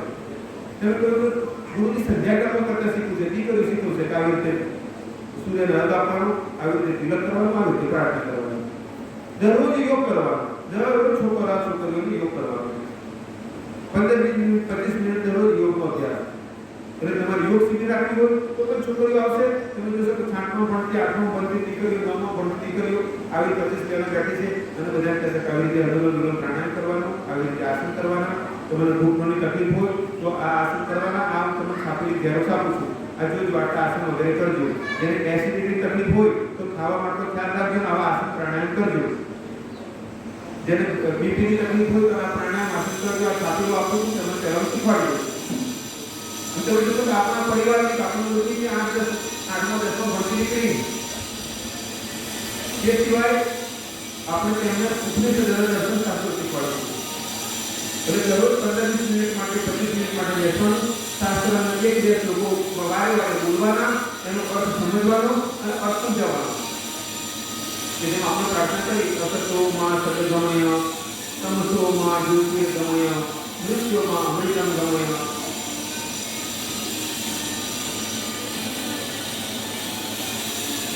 हे प्रभु हमारे असत्य से सत्य तरफ ले जाओ, अंधकार से प्रकाश तरफ ले जाओ, मृत्यु से अमरता तरफ ले जाओ। तो आज रोज छोकराओं शास्त्र समझवाना, समझावाना, ये પછી રમત રમવાની, નાસ્તો રમત રમવાની। રમતમાં પહેલી રમત ફોટો બીજી કે કંઈ કે બાળકો તમારાથી કેટલા નાના હશે ત્યારે ફોટો હું રમેલો, તો પહેલી રમત ફોટો, બીજી રમત ગીલી દંડા, ત્રીજી રમત પકોડીઓ। આપણે જે છોટો મોટો કહીએ પકોડીઓ રમ્યા તો શાક ખરીદ કરી મૂકવાના, પછી તળો નાખવાનો, પછી ઘેડી દડા, સંતા કુકડી જે આપણી ગામડાની રમતો હતી, સાથે ક્રિકેટ, બેડમિન્ટન આ બધું પણ રમાડી છે। તમે થાય ગુરુજી આ બધું છોકરીઓ રમશે, આપણે તો સાંભળવાનું જ નહીં, ના એવું નથી, એની પણ હું તમને આગળ વાત કરું છું। તો છોકરાઓને રમત રમવાની। અત્યારે આપણે જોઈએ તો મોટા ભાગના પરિવારોમાં બાળકોને સવારમાં ટાઈમ જ નથી હોતો 15-20 મિનિટ રમવાનો। ઉઠે એટલે ભાગો ભાગો ભાગો ભાગો દોડો દોડો દોડો, ફેરા ચોપડીઓ મૂકીને તમે જલ્દી કરી માંગે કે બેટા જલ્દી દૂધ પી લે, ચા પી લે, જે પણ દૂધ ચા પી લે, એ અમે કીધા ટાઈમ ઉતાવળ તૈયાર રાખવું પડે, કારણ કે તૈયાર થતું પણ બેસી જપડ આપો। એટલે આપણા છોકરાઓનું બાળપણનું રમત ઓછી થઈ ગયું। અહીંયા ગુરુકુળનું એવું છે કે દરરોજ સવારમાં 25-30 મિનિટ 35 મિનિટનો સમય એટલે ફરજિયાત મેદાનમાં રમવાનું, સૂર્યનો કોમળ તડકો આપતો થોડી વાર રમવાનું। પછી સ્કૂલમાં સોમથી શુક્ર સારામાં સારું શિક્ષણ, સારું શિક્ષણ આપવામાં આવશે। સાંજે પાછી થોડી વાર રમત ગમત અને પછી વાંચન વગેરે. સાંજે થોડું શિક્ષણ પણ ખરું, રમત ગમત. જેમ કે આપણે અત્યારે 3 ઘોડા લાવવાની વ્યવસ્થા કરી છે. એટલે છોકરાઓને ફરજિયાત દીકરા દીકરીઓ બધાને ઘોડેસવારી કરવાની. અહીંયા ગાડી એક વ્યક્તિ આવશે અને ઘોડે ટ્રેનર હશે કે પહેલા બાળકો થોડું પહેલા 5-10 મિનિટ બેસાડી ચલાવશે, બીજે દિવસે અને 2 મહિના 4 મહિના પછી ધીરે ધીરે છોકરાઓ ઘોડા ચલાવતા થઈ જશે. બધાના માટે કોઈને એવી છૂટછાટ નહીં કે મારે ઘોડેસવારી નથી શીખવી એવું નહીં. એને બતાવીશું છોકરાઓ, તમને ડર ના લાગે. છોકરાઓને કહીશું જો પેલો બેઠો જો આ પણ બેસે છે ને બાજુમાં ઉભા રહી છે અને સાથે બેસે ચલાવી ધીરે ધીરે. તો ઘોડેસવારી બધાને તલવાર ચલાવતા શીખવાનું, દીકરા દીકરી બધાને તલવાર ચલાવતા શીખવાનું, બધાને તીરંદાજી શીખવાનું. તમે જોયું હશે તો પહેલાના સમયમાં મહિલાઓ પટારી રાખતી હતી, લક્ષ્મીબાઈ વગેરે, અને જ્યારે જરૂર પડતી ત્યારે પટારીથી પોતાની રક્ષા કરતી. એ દીકરીઓ શીખવામાં આવશે પટારી કેવી રીતે ચલાવવી, લાઠી કેવી રીતે ચલાવવી, કરાટે શીખવામાં આવશે. કશું ના હોય તો પોતાનું પરિવારનું રક્ષણ કેવી રીતે કરવું. એટલે પોતે શસ્ત્ર વિદ્યાર્થી તૈયાર થઈ જાય. શનિ રવિની અંદર એક સારા રસોઈ બનાવવાના તજજ્ઞ આવશે. તમને પણ બોલાય છે, તમે પણ કોઈ વિશેષ તમે કહેશો કે અમે આ રસોઈ બનાવવા મારી માસ્ટરી છે, તો પહેલા અહીંયા આશ્રમમાં આવીને ખવડાવજો, પછી ગુરુકુળના છોકરાઓ શીખવજો. તો આપણે ગુરુકુળમાં છોકરા છોકરી બધાને અઠવાડિયે એક જ વખત 10-15 દિવસે એક વખત 1 કલાકનો પીરિયડ જમવાનું બનાવવાનું. એટલે દાળ, કઢી, રોટલા, રોટલી, અથાણું બનાવવું, ત્યાં બધી અલગ અલગ લાડુ બનાવવા, શીરો બનાવવા, ભજીયા બનાવવા.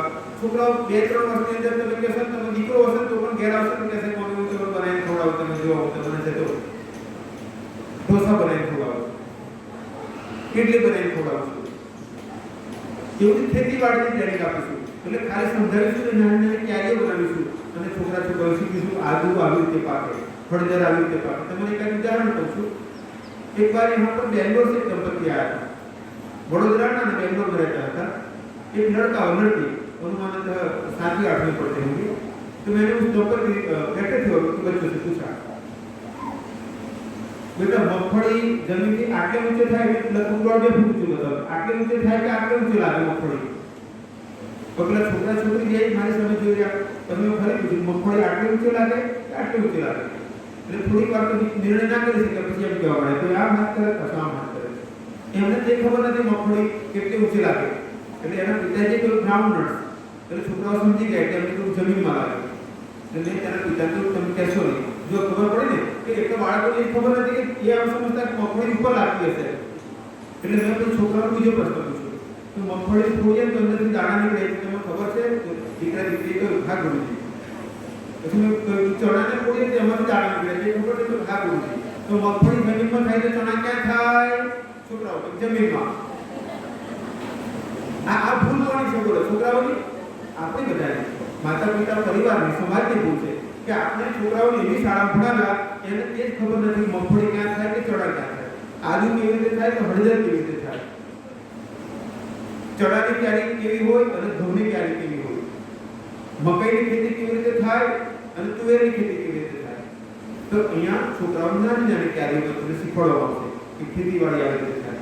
દવાનું શીખવાડવામાં આવશે. આપણે પહેલા કે દાદીમાનું ઔષધ, ઘરગથ્થુ દવા કે વાગ્યું હોય તુરંત બીજી કશું આપણે હળદર લગાવી દો કે આ બધું શીખવામાં આવશે. એટલે નેચરોપેથી પ્રાકૃતિક ચિકિત્સાના ડોક્ટર આવશે અને બાળકોને બેસાડીને શીખવાડશે અને બતાવશે જુઓ આ મેથી શું કામમાં આવે, હળદર શું કામમાં આવે, મીઠું કયા રોગમાં કામ આવે, ફટકડી કયા રોગમાં કામ આવે, પાણીથી ઉપાય કેવી રીતે રોગ ઠીક કરાય, ખાલી બહારની હવાથી રોગ કેવી રીતે ઠીક કરાય, માટીનો લેપ કરીને રોગ કેવી રીતે ઠીક કરાય, આ બધું શીખવશે.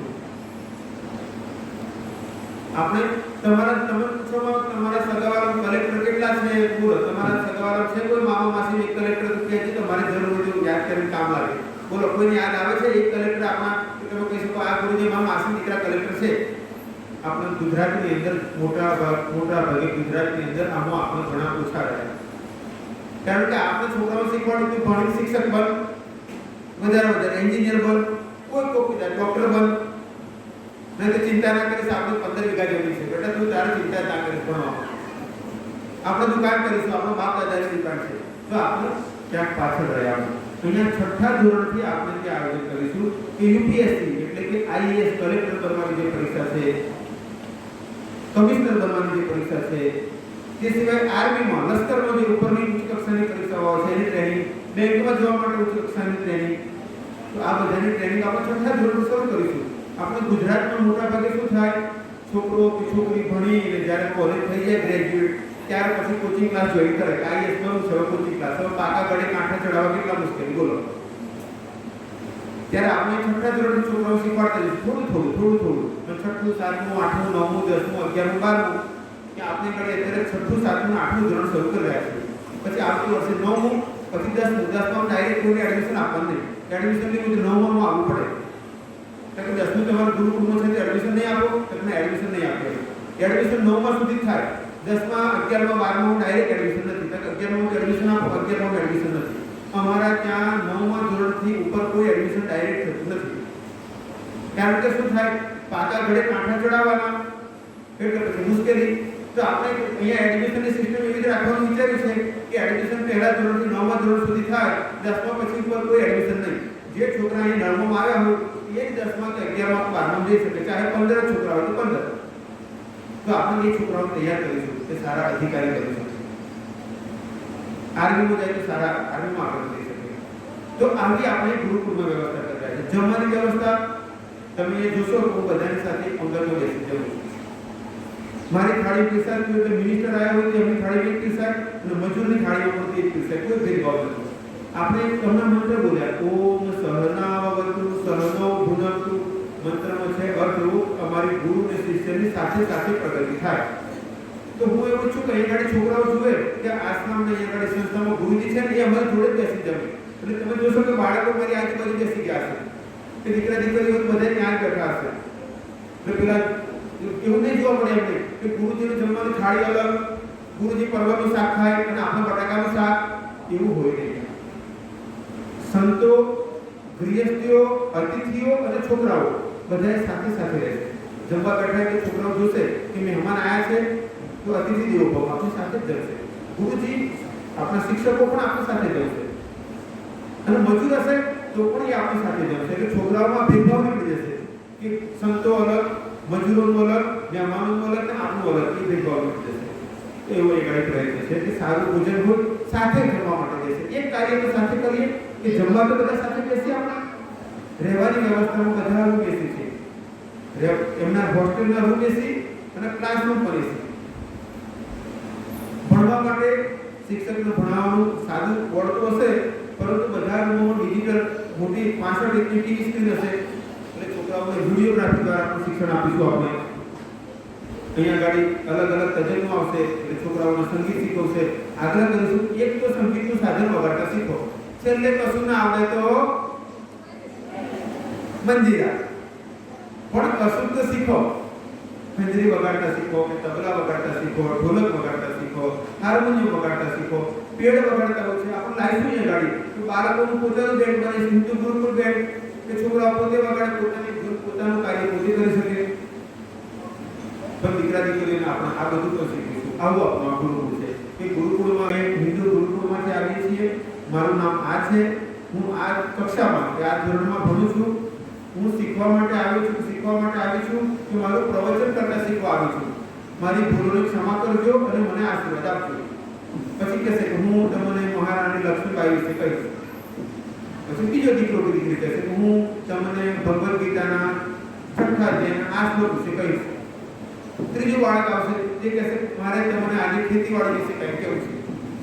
તો 5-7 મિનિટ 10 મિનિટ બોલશે, પાછળ ફરી કહેશે કે મારી ભૂલોની ક્ષમા કરજો અને મને આશીર્વાદ આપજો. એમ દર 3 મહિને એક વખત આવશે અને પોતાની બોલવાની પ્રેક્ટિસ તમારા બધાની પાસે પ્રેક્ટિસ કરશે. વર્ષમાં એકાદ વખતનો પ્રોગ્રામ એવો છે કે ગામમાં આવશે ગ્રામ સફાઈ અને ગામમાં ભજન વગેરે યાદ રાખશે. એટલે પહેલા 2 કલાક લાગશે તો થોડી ગામમાં છોડવાઓને વચ્ચે સાફ સફાઈ કરી, છોડવાઓ થોડા લઈ આવશે, છોડવાઓ રોપશે, ગામના વડીલોને જોડાશે, ફોટોગ્રાફી કરશે. પછી થોડા બધા બેસીને ગામવાળા 5-15 વ્યક્તિ એ છોકરાઓ વૃક્ષારોપણ કર્યા પછી થોડા ભજન કીર્તન કરશે અને પછી પાછા આવશે. એટલે એ રીતે આપણે બાળકોને તૈયાર કરીએ છીએ. આપ સમજી શકો છો કે જેમ એક વ્યક્તિ માતા પિતા પોતાના ઘરમાં પોતાના દીકરા દીકરીને તૈયાર કરે તેના કરતાં ઘણું વધારે સારું આપણું આયોજન છે. હવે તમે થાય કે આ બાળકો માટે તો ઘણું સારું આયોજન છે, અમે અમારા પરિવારના બાળકો કે સમાજના રોજિંદા પરિસ્થિતિના બાળકો છે ચોક્કસ આપણે આ ગુરુકુળમાં મોકલવા માટે મહેનત કરી.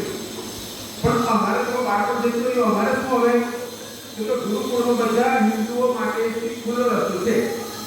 પરંતુ કેવું કે દર શનિવારે રવિવારે નક્કી કરીશું કે એક દિવસ 3 કે 4 કલાક માટે બધા માટે શું છે 500 રૂપિયા દાન આપવું પડે અથવા તો સેવા કરવી પડે. એવું કંઈક રાખીશું. લખોટીઓ રમવી હોય તો 500 રૂપિયા, 200 રૂપિયા, 100 રૂપિયા એવું કંઈક રાખીશું. મતલબ 100 રૂપિયા નક્કી કર્યા આપણે કે 100 રૂપિયા તમારે દાન આપવા.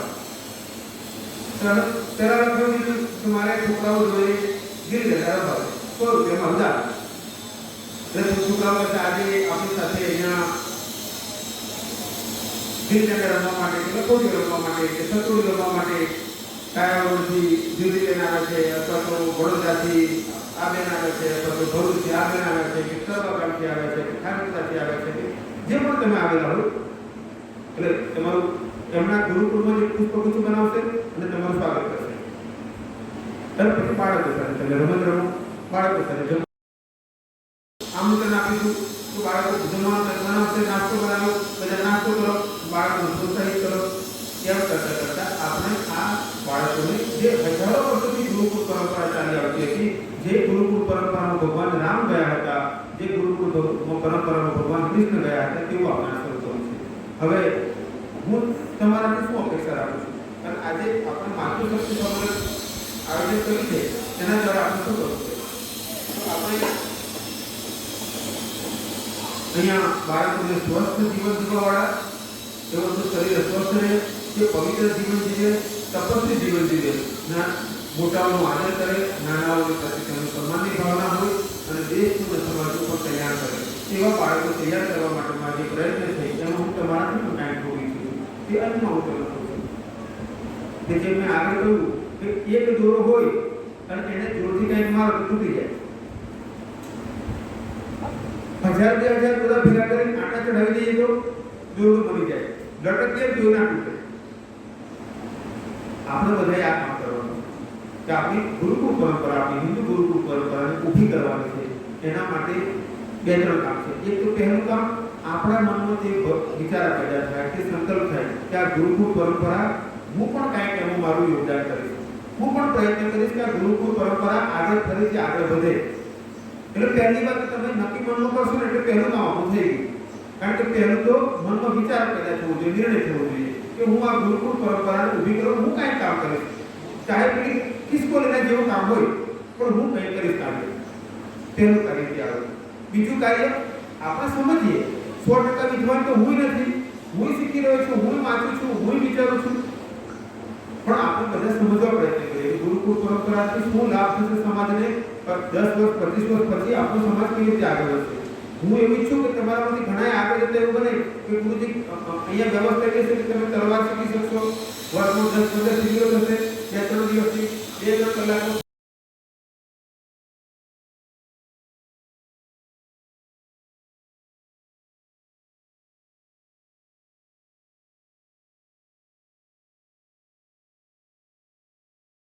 બીજું છે હું સમજું કે ગુરુકુળ શું છે, આપણે કેમ કાર્ય કરવું જોઈએ. એના માટે તમને હમણાં ચર્ચા વધારે શું કરવાની છે અને તમે જશો ત્યારે તમારી એક ફાઇલ આપશે, એમાં પેમ્પલેટ છે કે ગુરુકુળ પરંપરા શું છે, એને કેવી રીતે આગળ વધારવી.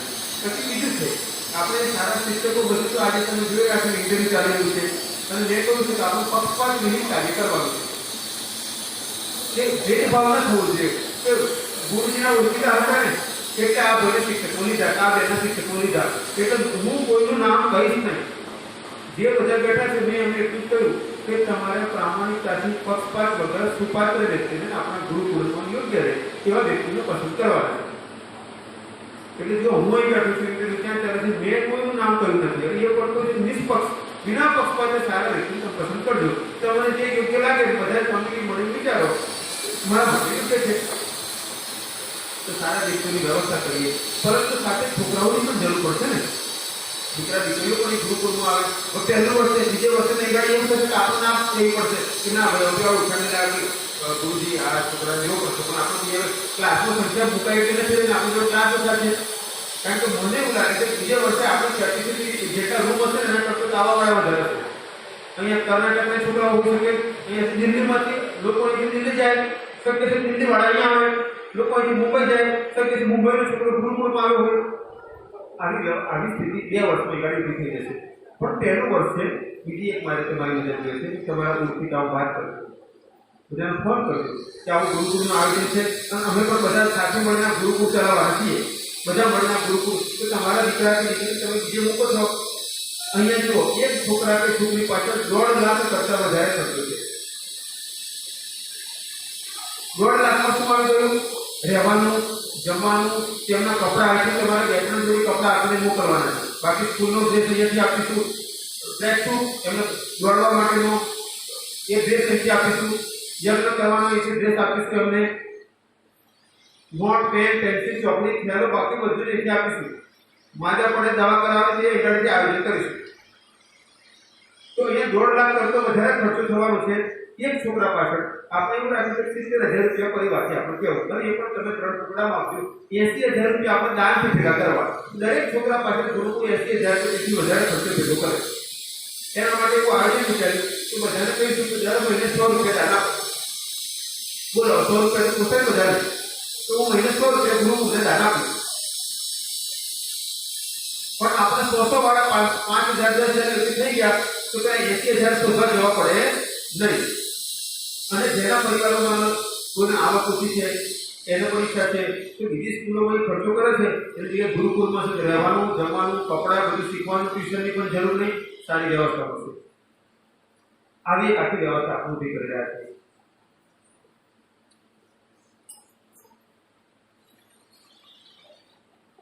એમાં પણ એવી વ્યવસ્થા રાખી છે, પહેલા 20,000 આપે તો આપણને છોકરાઓને ડ્રેસ લાવીએ, સાહિત્ય લાવીએ બધું. પછી ઓગસ્ટ સુધીમાં 25,000 રૂપિયા આવે, પછી ડિસેમ્બર એન્ડ સુધીમાં બીજા સત્રમાં 25 આપે. કદાચ કોઈ સ્થિતિમાં કંઈ જરૂરત હોય તમે બધા આગળ ચર્ચા ડિસ્કશન કરજો, પછી આપણે એમાં કંઈક ઉપાય થાય તો આપણે વિચારીએ. તો તમારા ઓળખીતા સગાવાળા કહેજો આવી રીતનું આયોજન છે અને તમારા દીકરા દીકરીને બીજે તમે એડમિશન કરાવો છો. જો તમે વિચારો તો ગુરુકુળ એવું છે, અહીંયા કોઈને પણ તેવું કહેવામાં નહીં આવે કે તમે આ ભગવાનને માનો કે આ ભગવાનને ન માનો. સીધું કે આડકતરી રીતે કોઈને કહેવામાં નહીં આવે. તમે જે ગુરુને, જે ભગવાનને માનતા હોય માનો, પરંતુ તમે સનાતન ધર્મને, હિન્દુને માનો. તો તમે બીજો એક પ્રયત્ન એ કરજો કે તમારા ઓળખીતામાં 5-25 ફોન કરજો. ત્રીજું કામ, પહેલું કામ તો તમે પોતે કે આપણે ગુરુકુળ સમજીએ, આપણે જોડાઈએ. બીજું આપણે છોકરાઓને જોડીએ. ત્રીજું કામ એ છે કે જરૂર પડે તો થોડો પ્રવાસ કરજો. જો હું સંન્યાસી છું, મેં આ કપડાં પહેર્યા છે, કોઈ દાન કરે છે. બેસવાની વ્યવસ્થા કોઈ દાન કરે છે. અહીંયા જમું છું તે કોઈ દાન કરે છે. ગાડીઓ કોઈ જગ્યાએ ઘરે હોય તો કોઈ દાન કરે છે. મોબાઈલથી કોલ કરું તો કોઈ દાન કરે છે. આ સમય બીજું કોઈ એવું છે ને કે બધું દાન ઉપર ચાલે છે. પણ આ પ્રયત્ન જો એવું નથી કે આપણે 1.5 લાખ ખર્ચો છે, 1.5-2 લાખ રૂપિયા આપણે ફીસ લઈએ એટલે 25,000 રૂપિયા આપણો નફો થાય. મોટા ભાગે આવું હોય ને સ્કૂલોમાં કે ખર્ચો કેટલો થાય છે તે ગણવાનો. ખર્ચો કરતા પછી આપણે આવકનો નફો થોડોક 10-20-25,000 5,000 રાખવાનો અને કેટલી ફીસ રાખવાની. આપણે તો એવું નથી કરી રહ્યા. હું સંન્યાસી છું, આપણો પ્રયત્ન છે કે આપણે જેમ પેલો પરપોટો કોઈક દિવસ તો ફૂટવાનો છે એમ આપણે કોઈક દિવસ તો જવાના છીએ, પણ જતા પહેલા એવું કાર્ય કરી જઈએ કે જે કાર્ય વર્તમાન આવનારી પેઢીઓ માટે એવું હોય. અમારા કફાનો ભાણો છે ને એને બધું કરવા તો આપણે સારો ઓફિસર બન્યું છે, આ ગુરુકુળો ભણ્યો છે. આવી સ્થિતિ આપણે ઊભી કરવી છે. તો આના માટે તમે પ્રયત્ન જરૂર પડે તો જેમ ગામમાં 2-3 બહેનો થઈ જજો. એવું લાગે ગુરુજી ગાડીની વ્યવસ્થા કરી આપો. અમે અમારા આ સગાનું ગામ છે ઓળખીતા, અમે 3-4 બહેનો જઈએ ગામમાં ફરીશું તો જે ટેમ્પલ લઈ જઈએ તમે ગાડી ડ્રાઈવરની વ્યવસ્થા કરી આપીશ. પણ જઈને 50-50 કરજો કે આપણે ગુરુકુળમાં સારા બધા છોકરાઓ જોડાય. પછી બીજું કાર્ય છે તમે થોડા વખત અહીં આવતા રહેજો. ચલો બીજા બધા કાર્યમાં મામા માસી સગેવાળા જતા હશો, 2 મહિના 1.5 મહિને આપણા 2.5 મહિને 2 મહિને પ્રોગ્રામ રાખીએ તો બધા આવજો. આપણે સાથે બેસીને બાળકોની સાથે વાતચીત કરીશું, કંઈક આયોજન કરીશું, આપણે કંઈક શીખીશું, બાળકોને શીખવાડીશું, સાથે પ્રસાદી લઈશું, ભગવાનની પ્રાર્થના કરીશું. તો આજે આપણે આ ગુરુકુળને પુનઃસ્થાપિત કરવું જે મુસલમાનોએ અને અંગ્રેજોએ આપણી આ પરંપરાને આપણા ગુરુકુળો સળગાવી દીધા, તોડી નાખ્યા, હત્યાઓ કરી અને ખતમ કરી દીધા હતા. એને પુનઃસ્થાપિત કરવા માટેનું આ આયોજન છે. આપ બધા અહીંયા માતૃશક્તિ આવ્યા છો. આપ જ પહેલા ગુરુ છો, માતા તે પહેલી ગુરુ છે.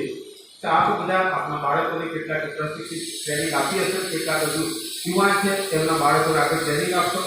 તો આપણે આપણા બાળકો માટે તો કાર્ય કરી પણ સમાજના બાળકો માટે પણ માતૃશક્તિ મળી અને સમાજ નિર્માણમાં પોતાનું યોગદાન આપે, વિશ્વ નિર્માણમાં પોતાનું યોગદાન આપે અને તે રીતે એક માતા તરીકેની ફરજ ફક્ત પોતાના બાળકો સુધી સીમિત ન રાખતા સમાજના નિર્માણમાં પણ માતા તરીકેની જવાબદારી સંભાળે અને માતૃશક્તિનો લાભ આપણી ગુરુકુળ પરંપરાને મળે તે માટે આજે આયોજન કર્યું છે. આપ બધા બેસી અને હમણાં ચર્ચા કરજો. આગળ એવું આયોજન ગોઠવ્યું છે કે થોડા 10-12 ગ્રુપમાં બધા બેસીને ચર્ચા કરજો કે ભાઈ આપણે શું કરવું જોઈએ, ગુરુકુળમાં તમારો શું વિચાર છે. કદાચ કોઈ નાની સરની વાત હોય તો પણ કંઈક કામ લાગે તો બધા બેસી વિચાર કરજો. પછી એના વિશે પછી કાગળમાં લખજો. પછી એમાંથી એક પ્રતિનિધિ આવીને વાત છે અને આપણે એ બધી વાતોને વિચારીને ઘણું સારું આયોજન કરીશું.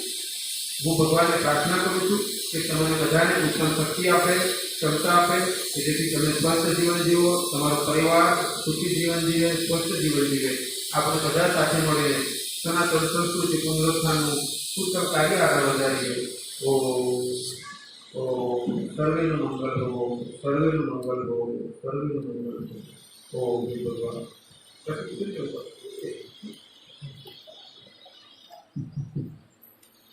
જય ભગવાન. હવે જેમ ગુરુજીએ કીધું આપણે ગ્રુપ વાઇઝ બેસવાનું છે.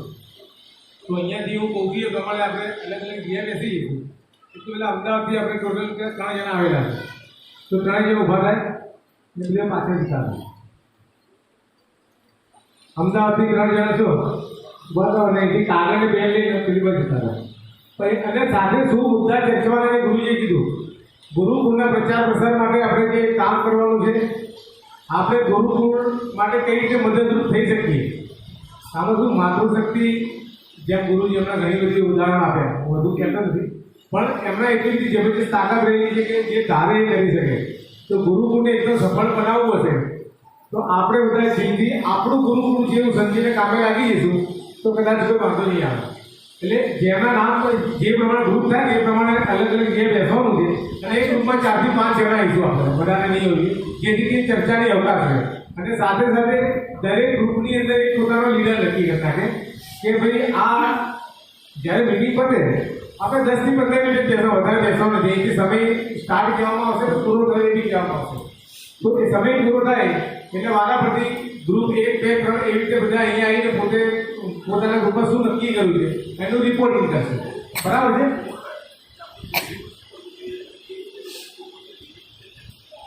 એટલે આપણે ગુરુકુળના પ્રચાર પ્રસાર માટે અથવા ગુરુકુળ ખૂબ સારી રીતે સરળતાથી સુચારુ રીતે સંચાલન થઈ શકે સારી સંખ્યામાં, એના માટે શું કરવું જોઈએ એ પોતાનો ખુદનો વિચાર અને શું કરીએ તો સમાજમાં ખૂબ સારી રીતે આપણે જઈ શકીએ એ પણ આપણે આજે અંદર નક્કી કરવાનું છે. બરાબર છે. વડોદરાથી કુલ આપણે 15 જણા છે તો 5 ગ્રુપ થશે અને સાથે ગોધરાના 1 જણા છે. એટલે વડોદરાવાળા બધા ઊભા થઈ જાય, વડોદરાવાળા બધા ઊભા થઈ જાય, સાથે ગોધરાના 1 બેન છે એ પણ ઊભા થઈ જાય. ટોટલ 16 જણા થશે એટલે 5 ગ્રુપ બનશે. 4 ગ્રુપ.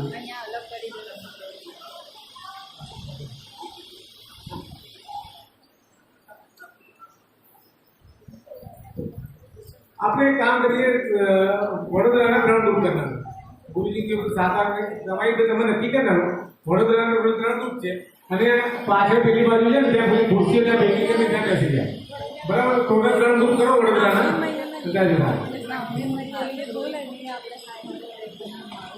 અહીંયાથી 3 ગ્રુપ વાળા કાગળ પેન લેતા જાય અને ત્યાં બેસી જાય અને ત્યાં પોતાની ખુરશીઓ ગોઠવી નાખો ને એકબીજાના ગ્રુપમાં અવાજ ના થાય એ રીતે સેટ જોઈ લેજો. બસ 3 ગ્રુપ વાળા પાછળ બેસી જાય અને સેટ ચેકઅપ કરો એટલે પાછળ બીજા ગ્રુપનું થઈ જાય. બરાબર.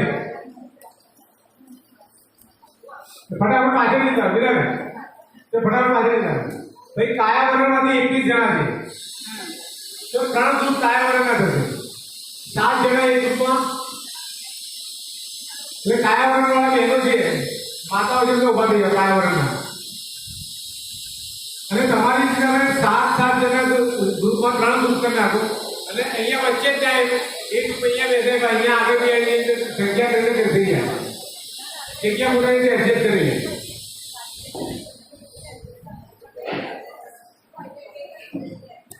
પછી સેફટીમાંથી 2 જણા છે.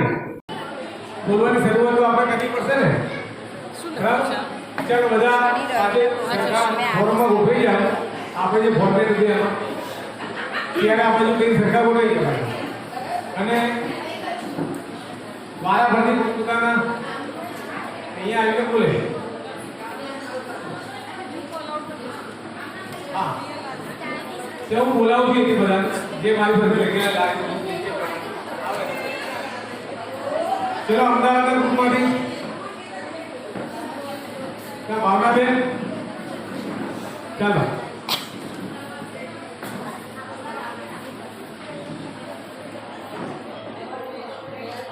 ચલો વડોદરાથી આવીએ અમદાવાદ આવે.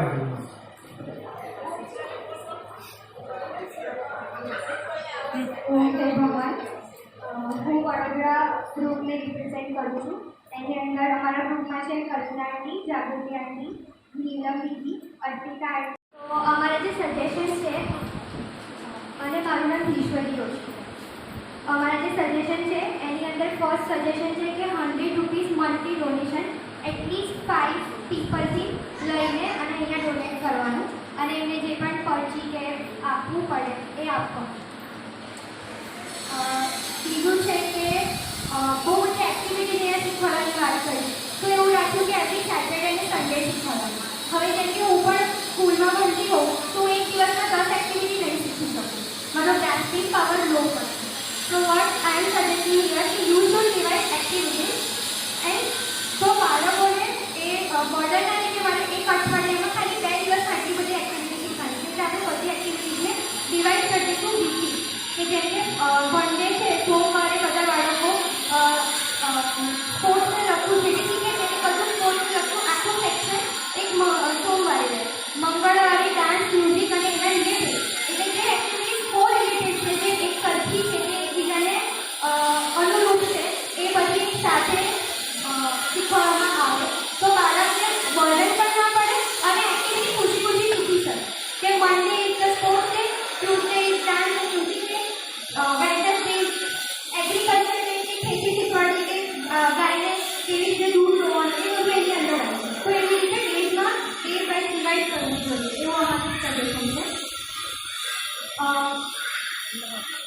અને જે ગ્રુપના મેમ્બર છે જે અહીંયા ગ્રુપમાં બધા આવ્યા એ બધાએ અહીંયા આવીને સમયનું દાન કરે.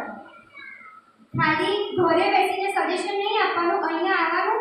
એ ગ્રુપમાંથી એક મહિને 2 જણ આવે છે તો 2 જણા અહીંયા આવીને સજેશન આપવાનું, અહીંયા કામ કરવાનું, જેટલું લાગતું હોય એટલી સેવા કરીને જાઓ જો ઈચ્છા હોય અને જેને અનુકૂળતા હોય અને તમે ના કરી શકો તો તમે જેના જોડે કરાવી શકો એ તમે આવીને પણ એને પણ મૂકી શકો એના એડ્રેસ આપી. અહીંયા બધી વ્યવસ્થા તો છે જ લેવા ખાવાની. બાળકોનું હેલ્થ ચેકઅપ થવું જોઈએ દર 3 કાં તો 6 મહિને કમ્પલસરી. તો કોઈ બાળકને એવું છે કે ફેમિલીવાળા વિઝિટ નથી કરતા એવું પણ નહીં ચાલે. પેરેન્ટ્સને કમ્પલસરી વિઝિટ હોવું જોઈએ એટલીસ્ટ દર મહિને 3 મહિને જેવી રીતે બોર્ડને ઓકે લાગે. પછી અમુક વાર એવું થતું હોય છે કે ટીચર્સના બિહેવિયર અહીં સારા હોય કે અથવા કોઈ વસ્તુ ટીચરની બાળકને ખોટી લાગી જાય તો ઘરે જઈને મમ્મીને કમ્પ્લીટ કરી દેવાનું નથી જો ગુરુકુળ એવું નહીં થાય. ગુરુકુળમાં તો આવવાનું એટલે એનો જે પ્રોબ્લેમ હોય એ અમારે સોલ્વ કરવો પડે. પણ હવે ટીચર હોય તેની સામે બાળક બોલીને કે અમને મારી જોડે આવું કરી દીધું તો એના માટે ટીચર એ જે દિવસે એવરી સેટરડે સન્ડેમાં 15 મિનિટ્સ એવી આપવામાં આવે કે બાળક એકલા વન-ઓન-વન કન્વર્સેશન એટલે એકલામાં કન્વર્સેશન કરે. આશ્રમ કે એ જે પણ એક વ્યક્તિ રાખવામાં આવે કે જેના પ્રોબ્લેમ સોલ્વ થાય. અને કોઈને એવી કોઈ તકલીફ છે કે મારે ક્લાસના વચ્ચે નથી કહેવી તો એક એનોનિમસ એટલે કે નામ વગરની અનામ ચિઠ્ઠી લખીને પણ એ ટીચરને આપી શકે કે મને આ તકલીફ છે પણ મારું નામ મતલબ હું જાહેર કરવા નથી માંગતા ક્લાસની વચ્ચે એટલું તમે એકલામાં કરી શકો. અને એના માટે ડ્રોપ બોક્સ કે સજેશન બોક્સ પણ રાખવું જોઈએ. તો એની અંદર બાળક એની નથી જાય કે મને આ પર્ટિક્યુલર તકલીફ થઈ રહી છે તો તમે પ્લીઝ આને સોલ્વ કરવા માટે હેલ્પ કરો. અને યરલી ટીચર્સનું પણ ઇન્ટરવ્યૂ લેવાનું કે ટીચર કેટલા નોલેજેબલ થયા. શીખવાડે તો છે અહીંયા પણ એમનું નોલેજ અપગ્રેડ થયું કે એનું એ જેટલું શીખ્યા છે એટલું શીખેલા છે. એટલે ટીચરો પણ એટલા નોલેજ ગેઇન કરતા હોય છે એનું પણ રીડિંગ હોવું જોઈએ એનું પણ ઇન્ટરવ્યૂ યરલી લેવું જોઈએ કે જેનાથી એવું ખબર પડે કે ટીચર્સ પણ નોલેજેબલ થાય છે તો બાળકો નોલેજેબલ થાય કારણ કે બાળકો એમના હાથમાં છે. એટલે એ સજેશન છે.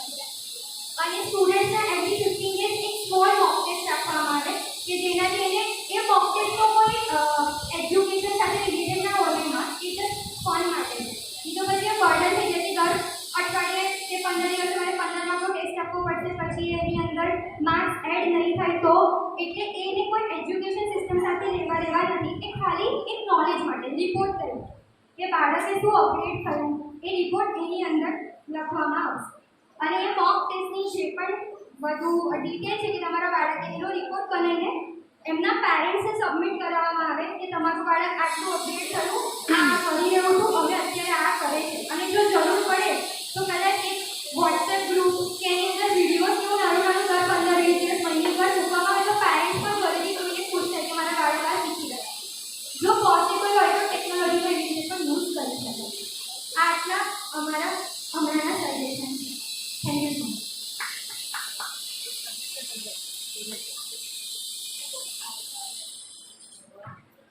ચલો હવે અમદાવાદ જરા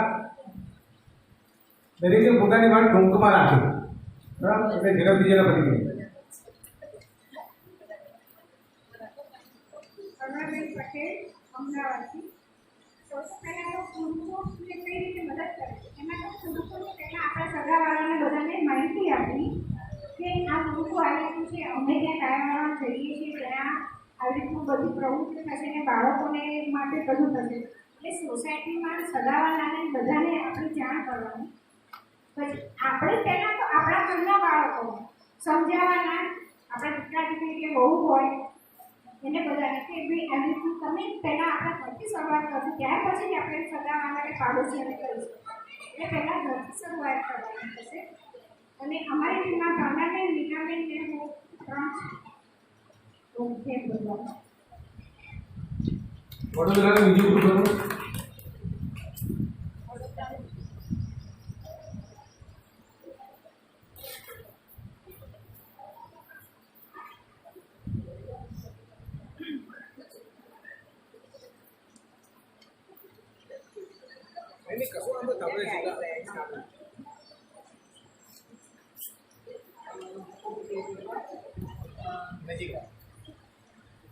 સોશિયલ મીડિયામાં પ્રચાર કરવો, જેમ કે અલગ અલગ પ્રકારની જે પણ વૃદ્ધિ માટે જરૂરિયાત છે, જેમ કે બાળકો માટે બુક, નોટબુક, કપડાં, રમતગમતના સાધનો, સ્ટેશનરી વસ્તુ, ચપ્પલ અથવા બુક, હોસ્ટેલના ગ્રુપ માટે બીજું પણ જરૂરિયાત છે.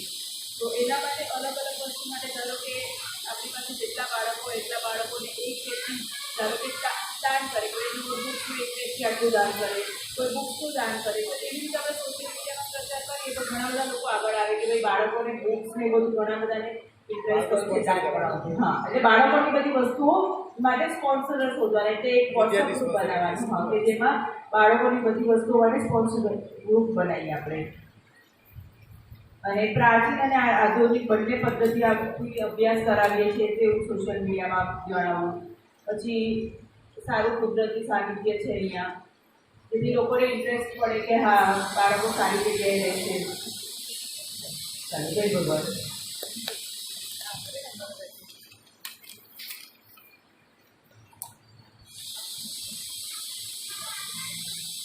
તો કાયાવરણ બે ગ્રુપ હતા. એકનું તો કાગળિયું જ્યોતિબેન એક આપી ગયા છે, એટલે હિંમત કરે આવી છે ને અમે સ્કૂલમાં જ છે બેન આવી ગયા. એમણે એવું લખ્યું છે કે બાળકોને એડમિશન માટે અમે તૈયાર કરીશું. બહેનો દ્વારા કોઈ પણ સેવાની જરૂર હોય તો સહકાર આપીશું. દર મહિને 200 રૂપિયા બહેનો તરફથી મળશે. પછી શનિ રવિના પ્રોગ્રામમાં બહેનો પૂરેપૂરો સહકાર આપશે. આજુબાજુના ગામોમાં એડમિશન માટે પ્રચાર કરીશું. આવું કાયાવરણનું એક રૂપે નક્કી. બીજું ગ્રુપ કાયાવરણનું આવી જાઓ એમ તમારો યજમાન છો. કાયાવરણ યજમાન કહેવાય ને.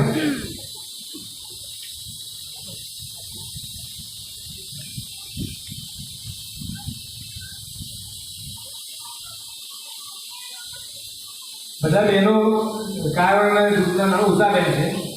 દર મહિને 100 રૂપિયા માટે પોતે અને બીજા બધા પાસેથી પ્રયત્ન કરશે. ગુરુકુળનો પ્રચાર પ્રસાર બને એટલો પ્રયત્ન કરશે આજુબાજુના ગામોમાં અને શહેરોમાં. મહિનામાં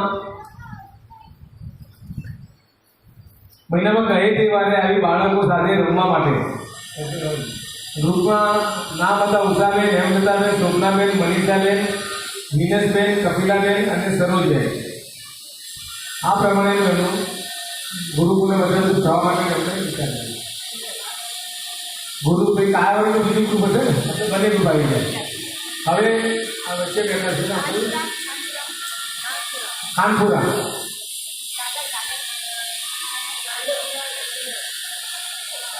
ખાનપુરા આવી જાય બેન.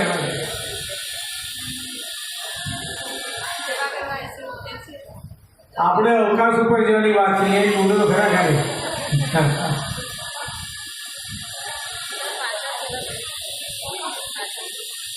બીજા કોઈ બેનને કેવું હોય તો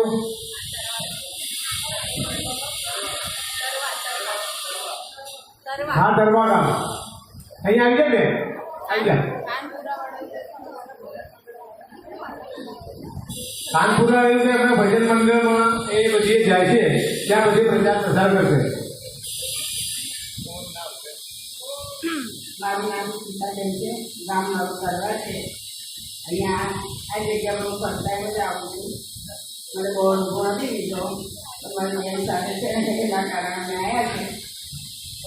વિચાર કરે છે કે જે ગુરુએ કહ્યું 1 લાખનો ખર્ચો છે તો ગુરુકુળમાં જે 1 લાખની ફી થાય છે એમાં અડધા પૈસાની મદદ કરવાની છે. એમાં મારાથી જે બનશે એટલી વ્યક્તિ પાસે યોગદાન હું લઈશ અને આપવા પ્રયત્ન કરીશ. અને જે બીજા બધા બાળકો છે જે આવી શકે ફી ભરી શકે એવા છે એમના માટે પ્રયત્ન કરીશ કે તમે અહીંયા આ જગ્યા હોય કે બહારે 80 90 કે 100 લાખની આસપાસ ફી હોય છે તો અહીંયા આટલો યોગદાન અહીંથી મળે છે. બીજો આટલી અડધીથી એ લોકોને ભરવાની હોય છે પણ ત્યાં જે સંસ્થા છે એ વસ્તુ નથી મળવાની.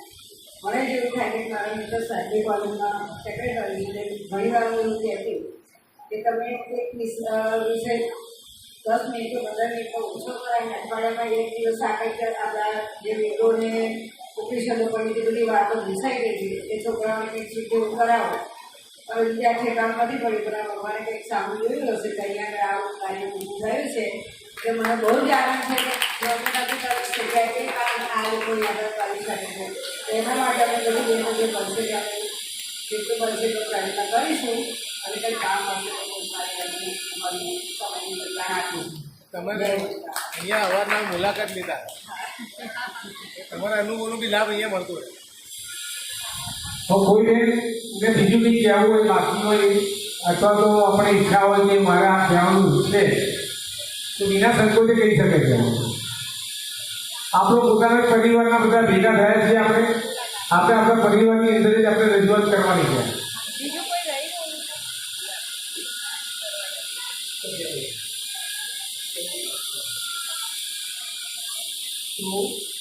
મને એવું લાગે છે કે કહેવાનું રહેતું નથી. કોઈને કશું કહેવું હોય સાચી વાત.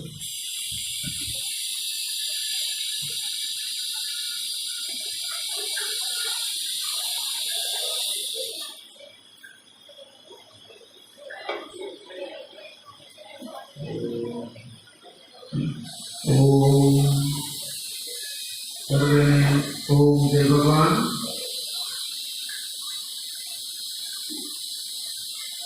આજે આપણી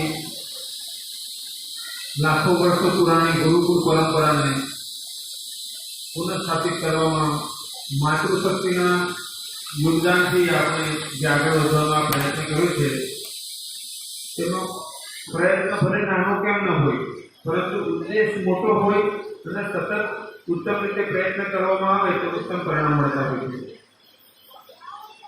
આપ બધાએ અહીંયા કંઈક ને કંઈક ચર્ચા કરી, પોતાના વિચારો કહ્યા. આજે આપણો પ્રથમ દિવસ આ વિષયનો. ફરી પાછા આપણે આગળ મળીશું. 16મી જૂને અહીંયા ગુરુકુળનું ઉદ્ઘાટન થવાનું છે. ગુજરાતના શિક્ષણ મંત્રી એમનાથી વાત થઈ રહી છે. અત્યારે તમે કહ્યું છે કે હું પ્રોગ્રામનો શુભારંભમાં આવીશું.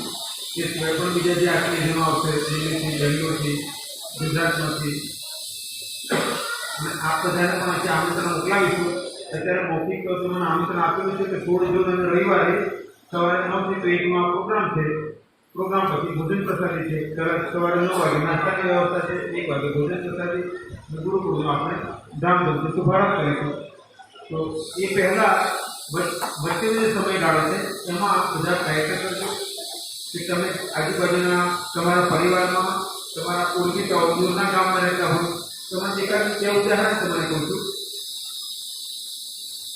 થોડા દિવસ પહેલા એક ભાઈ આવ્યા, બ્રજેશભાઈ કરીને. પહેલી વાર જ આશ્રમમાં આવ્યા હતા. તેમને કોઈ જગ્યાએ જઈ રહ્યા છે, તેમને હોર્ડિંગ લાગેલું છે, બેનર આપવા થોડું બધું મોટું, જેનું એક કારણ પર લાગેલું છે. પછી બેનર જોયું, તેમને ઉભાડીને તે વાંચ્યું કે આવું બધું ગુરુકુળને આમાં આવું શીખવવાનું છે. એટલે આમાં કેટલી સંપર્ક નંબર હતો, એ સંપર્ક નંબરનો લીધો એમાંથી મને કોલ કર્યો. પછી તે અહીંયા ગાડી આવ્યા. તેમને કહ્યું કે મારી દીકરીને અહીંયા ગાડી 7મા ધોરણમાં મૂકી છે. મારી ઘણી ઈચ્છા હતી કે એવા ગુરુકુળમાં હું મારી દીકરીને મૂકું, પરંતુ હું નિર્ણય નહોતો કરી શક્યો કે હું રેગ્યુલર સ્કૂલમાં ભણાવતો હતો. બીજા એક ભાઈ તમને વાત કરું. એ ભાઈને કે હમણાં તમારે બધાને આ કાર્યક્રમ પૂરો થશે એટલે બધાને ફાઇલ આપશે. ફાઇલની અંદર એક પુસ્તક છે, નિત્ય યજ્ઞ, કે આપણે ઘરે યજ્ઞ કરવો હોય તો ગુજરાતી ભાષામાં સરળ રીતે લખેલું પુસ્તક છે અને 100% શાસ્ત્ર પ્રમાણે છે. કોઈ આપણે મારી કે અન્ય કોઈની મેલ મિલાવટ નથી. ફક્ત આપણે એટલું કર્યું છે કે શાસ્ત્રોના જે મંત્રોને સરળ ભાષામાં વિધિ અને મંત્ર સમજી શકાય તેવી રીતે આપણે નાની પુસ્તિકા તૈયાર કરી છે.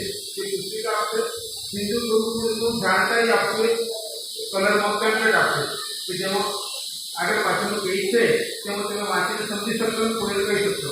તો એમાં 8-10 કોપી હશે કે તમે તમારા ફળિયામાં અથવા ઓળખીતાને તમે આપી શકો, ફોટો પાડીને તમે કોઈ વોટ્સઅપ કરી શકો. અને એડમિશન વિશેની જાણકારી આપશે. એ વાજરી કલમનું નામ પેમ્પલેટ છે, એમાં 20-25 કોપી હશે. કારણ કે ઘણી વાર એવું થાય કે ફળિયામાં 15-20 ઘર હોય તો તમે એટલું તો કરી શકો, બધાને એક કોપી ત્યાં આપો તો આ પણ આપશે. તો તમે પ્રયત્ન કરજો કે તમારા ફળિયામાં, તમારા સગાવાળામાં, ઓળખીતામાં અને આનો પ્રચાર પ્રસાર થાય. તમને એવું લાગે કે ગુરુજી અમારા પાદરા તાલુકામાં કે સાવલીમાં કે વાઘોડિયામાં અથવા તો ભરૂચમાં કે બીજી આ જગ્યાએ અમે જઈએ અને ત્યાં ગામમાં 25-50 વ્યક્તિને મળીએ, અમારી ઓળખાણ છે, તો તમે કહેશો કે આશ્રમની ગાડી મોકલી થઈ છે, તમને લઈ જશે, ત્યાં આગળ બધાને મળી સમજાવી અને પછી પાછા આવશો, તમારે ઘરે ઉતારે પાછી આવશો. પણ એટલું યાદ રાખવાનું, આપણે આમાં 2 વાત છે કે સારું ગુરુની ગાડી મોકલજો તો આપણો દર્શન કરતા હશું, આપણો પ્રચાર પ્રસાર કરતા હશું. પ્રચાર પ્રસાર થાય તો બરોબર, પણ હાસ્ય વિરોધી વાત કરું છું. પણ કુલ મળીને આપણે બધા પ્રયત્ન કરીએ કે તમે પ્રયત્ન કરજો. ભગવાન આપણને બધાને સાથ સહકાર આપે ને આપણે સારું આયોજન કરીએ. અને એ ગાડી છોકરાઓ આવે, છોકરીઓ આવે, ખૂબ સારા સંસ્કાર પ્રાપ્ત કરે. તેઓ અહીંથી જ્યારે ઘેર જાય 2 મહિને 3 મહિને ત્યારે એમના માતા પિતાના, દાદા દાદીના ચરણોમાં પ્રણામ કરે. સવારે ઉઠીને લોકો જળ લઈને સૂર્યનો અર્ઘ આપે, યજ્ઞ કરશે. ત્યારે એમના માતા પિતાને થશે કે આપણે દીકરો કે દીકરી એ સંસ્કાર શીખીને આવી છે. જમવાનું બનાવવામાં હું તમને ઉદાહરણ આપું તો ઘણા પરિવારો છે કે છોકરીઓ, છોકરાઓ ખરાબ હોય, છોકરીઓ પણ 12મું ધોરણ ભણી હોય પણ ખીચડી બનાવતા ના આવડતી હોય. બધા પરિવારોનું નથી હોતું. જ્યારે તમે જોશો કે અહીંના દીકરા દીકરીઓ છે 1 વર્ષની અંદર આપણે ઘેર આવે તો ખીચડી બનાવવાની છે, કઢી બનાવવાની છે, ભાત બનાવવાના છે, શાક બનાવવાનું છે, થોડું થોડું શીખ્યા હશે તો તમને થશે કે ભણવામાં તો કોઈ કમી નથી કરી. એવું નથી કે આપણે સોમથી શુક્રવાર ભણવાનું એટલે આપણે સવારથી તો સાંજ સુધી આપણે ભણવાનું જ ભણવાનું છે, પણ દરરોજ સાંજે આપણે શીખવાનું છે થોડી વાર, અને શનિવાર રવિવાર શીખવાનું છે. ત્યારે માતા પિતાને સંતુષ્ટિ થશે. છોકરાઓને કોઈ ગાળ નહીં બોલવાની કે નહીં બોલવાની, પોતાના વડીલો આગળ ઊંચા અવાજમાં નહીં બોલવાનું, આ બધું શીખવામાં આવશે. બધા પ્રયત્ન કરજો. આપણા પ્રયત્નથી જો કોઈનો પણ દીકરા દીકરી સારું શિક્ષણ પ્રાપ્ત કરે, આગળ વધે, તો આપણે એક મંદિર બનાવવા જેવું કામ છે. જેમ એક મંદિર બનાવીએ અને કોઈ દીકરા દીકરીને સારું શિક્ષણ આપીએ તો એ પણ એક મંદિર બનાવવા જેવું કામ છે. આપણે બધા મળીને આ કાર્ય કરીએ. તમે બધા અહીંયા પોતાની કોઈની કોઈ વાતો રજૂ કરી છે. આ બધું એ ઘડી થાય પણ છે. મને બધી વાતો ગમી પણ કરી એમાંથી. કારણ કે મારું પણ, હું પણ આમાં 100% હું ભગવાન નથી, હું પણ મનુષ્ય છું. ગુરુ તરીકે મારાથી થાય તેટલો ઉત્તમ પ્રયત્ન કરું છું. પણ બધાના વિચારોમાંથી આપણે સારી સારી વાતો જોડતા જઈશું. ફરીથી પાછળ 2 મહિને 3 મહિને ફરીથી પાછળ ભેગા થઈશું, ફરી કાંઈક વિચારો જોડીશું. કેમ કરતા કરતા ગુરુકુળની શ્રેષ્ઠ બને ઉત્તમ કાર્ય છે. અંતમાં પુનઃ આપણે યાદ કરાવું છું, પરપોટો કોક દિવસ તો ફૂટવાનું છે. દવાની પોટલી હશે કે દવાખાનામાં સુતાવીશું, પણ ફૂટવાનું તે તો પાકું છે. એટલે આપણો પરપોટો ફૂટે એ પહેલા આપણે આપણું આપણાઓ આ બે સિવાય પરમાણુનું કામ કરીએ. તો આ એવું કાર્ય છે કે આપણે બધા પણ આ કાર્ય કરીશું. તમને બધાને આમંત્રણ આપું છું 16મી તારીખે 16મી જૂનના પ્રોગ્રામમાં આવજો. અને વચ્ચે પણ તમને એવું લાગે કે કોઈ તમારો ઓળખીતા હોય અને વાત કરે કે ગુરુ પૂર્ણિમ તો અહીંયા લઈ આવજો. 12 વાગ્યાનો ટાઈમ હોય નહીં, જમવાનો ટાઈમ હોય છે, સાથે જમીશું. સાંજનો ટાઈમ 7:30 8 વાગ્યા હોય તો સાંજે ખીચડી કઢી કે વઘારેલી ખીચડીનું દૂધ કે આપવું હોય છે સાદું ભોજન, અથવા તો કાંઈક અલગ બીજી કોઈ આઈટમ બનાવીને સાથે જમીશું. ચાનો ટાઈમ હોય 4 વ્યવસ્થા ઇત્યાદિ હશે. તમારો ઓળખીતા કોઈ આવે તો અહીંયા લઈ આવજો. મને બતાવજો કે આ ગુરુકુળનું નિર્માણ થઈ રહ્યું છે. આવી અહીંયા સાદગી પૂર્ણ વ્યવસ્થા છે. છોકરાઓને દરરોજ સવારનું ખીર ગાયનું દૂધ, 1 પ્યાલો દૂધ સવારમાં, 1 પ્યાલો દૂધ રાત્રે, દરરોજ એ ગાડી આપવાનું અત્યારે. એક ટાઈમનું દૂધ વડોદરા આપીએ છીએ, એક ટાઈમથી આશ્રમ ચલાવીએ છીએ. બધામાંથી દૂધ ઘી બનાવીએ છીએ. પહેલી જૂનથી વડોદરા દૂધ આપવાનું બંધ કરવાનું છે. એટલે પહેલી જૂનથી વધુ સુધી આશ્રમ જ રાખવાનું. છોકરાઓને સવારમાં થોડુંક આલુ ફૂડ પાવડર અને મરી ને ગોળ ને નાખેલું દૂધ, 1 પ્યાલો દૂધ દરરોજ સવારમાં મળે, 1 પ્યાલો દૂધ રાત્રે સૂતી વખતે મળે. ફ્રૂટ પણ અમે છોકરાઓને ગોઠવીશું કે સમય સમયનું ફળ ખાતા રહે, ડ્રાયફ્રૂટ વગેરે પણ મળે, ભોજન પણ મળે. આ બધી વ્યવસ્થા એ કરીશું. તમે તમારા સગાવાળા ઓળખીતા કહેજો, થોડા દિવસે આવતા રહેજો. અને બધી માતૃશક્તિનો અમને લાભ મળે અને સાથે મળીને ઉત્તમ કાર્ય છે. હવે આ સંમેલન પછી અત્યારે જમવાનું બધા માટે બનાવેલું છે, એટલે બધાએ પ્રસાદ લઈને જવાનું છે. ખાઈ બધાને આપશે. સાથે હજુ કોઈને અહીંયા આગળ ઘણી વાર એવું બને કે બધાની હાજરીમાં આપણે કેટલીક વાત ન કરી શકીએ, અને તમને લાગતું હોય કે આવું આપણું શરીર સારું તો ચોક્કસ કહેજો. સુરેશભાઈ, હવે આપણે સંમેલનની પૂર્ણાહુતિ કરીએ. સુરેશભાઈ અને મીરાબેન બધા પૂર્ણાહુતિ વિશે વાત કરવાની હતી. એ પહેલા કદાચ કોઈને એવું લાગે કે ગુરુજી આપણે ઘરે હોઈએ અને ક્યારેક સેવા માટે આવવું હોય તો પણ તમે એ ગાડી આવીને સવારમાં આવો, ચા નાસ્તો કરવા, બપોરે જમવાનું, સાથે જેવું જે શકો. ક્યારેક એવું લાગે ગુરુજી મારે સ્ટેશન રોકાવું હોય તો મેં આપણા આશ્રમ બધી વ્યવસ્થા છે, રહેવાની પેકેટોને પાછું શું છે. હા, થોડી અસુવિધા હોય પણ આશ્રમમાં તો અસુવિધા જ હોય ને. આશ્રમમાં ઘર જેટલી સુવિધા ના હોય શકે એવું બને, પણ આપણે અગવડ કરી અને સાથે 2 દિવસ 4 દિવસ રોકવું એવું નહીં વિચારવાનું કે આપણે કાયમ ગામના છીએ એટલે ના રોકાવાય એવું. એ ગામના હોય તો એવું થાય કે બેટર બેનું જઈએ એટલે આપણે બહાર જવું ના કરતા આશ્રમ કરીશું, સેવા કરીશું, તો બધાને આમંત્રણ છે. ભગવાનને પ્રાર્થના કે તમને બધાને સ્વસ્થ જીવન આપે, સુખી જીવન આપે, તમે અને તમારો પરિવાર સુખી થાય, સ્વસ્થ જીવે, પોતે ધર્મનું કાર્ય કરો અને સર્વ કલ્યાણ માટે પ્રયત્ન કરો એવી ભગવાનને પ્રાર્થના. સર્વેનું મંગલ હો, સર્વેનું મંગલ હો, સર્વેનું મંગલ હો, સર્વેના આશીર્વાદ. હવે આપણે કાર્યક્રમની પૂર્ણાહુતિ તરફ જઈ રહ્યા છીએ. આપણે આજે જે કીટ આપવાના છે એમાં એક આ પુસ્તક છે, નિત્ય યજ્ઞ. ખૂબ જ સુંદર પુસ્તક છે. આ પુસ્તક દ્વારા હું ખાલી મારો અનુભવ કહું.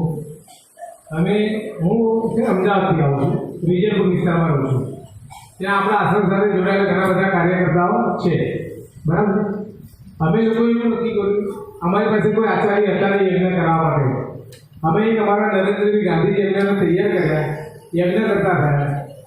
એક આખી કીટ વધાવી લીધી અને દર રવિવારે સાંજે 4 વાગે કોકના ઘરે યજ્ઞ કરવા માટે જઈએ. સામેથી પૂછી લઈએ કે તમારા ઘરે યજ્ઞ કરવાનો છે, એટલે કે અમારે એનો પૂછતા નથી. બીજાને પૂછે, 4 જણે પૂછે, યજ્ઞ તૈયાર થઈ જાય. ખર્ચો કેટલો? 250-300 રૂપિયા ખાલી ખર્ચો થાય, વધારે કંઈ ખર્ચો થતો નથી. એની અંદર કલાક 1.5 કલાકમાં યજ્ઞ પતી જાય.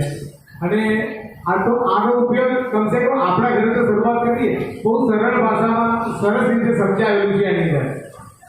અને શ્લોક પણ છે ને આપણે ગુજરાતીમાં પણ સાથે સમજાવેલા છે, આપણે એનું ઉચ્ચારણ કરી શકીએ એમ છીએ, બરાબર. અમે કોઈ નિષ્ણાત હતા નહીં, પણ અત્યાર સુધીમાં અમે 33 યજ્ઞ કરી ચૂક્યા છીએ અત્યાર સુધીમાં, બરાબર છે. આ મારો દીકરો નાનો છે, એ અત્યારે રોજ ઘરે નાનો હવન કુંડ લાયા છે. રોજ સવારે એ યજ્ઞ કરે છે. રોજ સવારે ઉઠી તરત બેસી જાય છે, નહીં જોઈ યજ્ઞ કરીને પછી એ સીધો ઉઠીને બાથરૂમમાં નહીં પતાવી સીધો મંદિરમાં યજ્ઞ કરી પછી બહાર આવે. ગમે એટલું માણસ યજ્ઞ રોજ કરી નાખે છે. તો આ એનો આપણા પરિવાર ઉપર એનો પ્રભાવ શું પડે એની ખાલી ઉદાહરણ છે. પહેલી મોટી કરવાની વાત નથી, પણ પરિવાર ઉપર આપણા બાળક ઉપર એનો શું પ્રભાવ પડે એનું એક ઉદાહરણ માટે આ ખાલી વાત કરવું જોઈએ.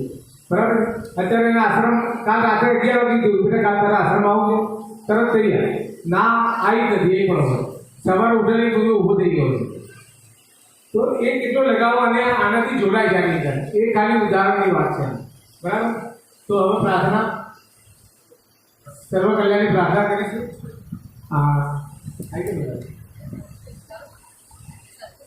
ચલો બધા સીધા બેસી જાઓ, આંખો બંધ.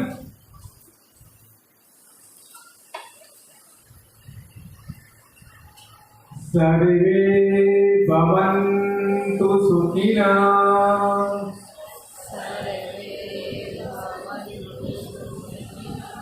સર્વે સંતુ નિરામયા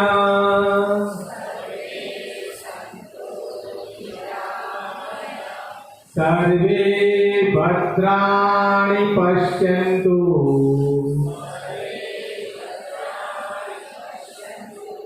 મા કશ્ચિत् દુઃખભાગ્ ભવેत्.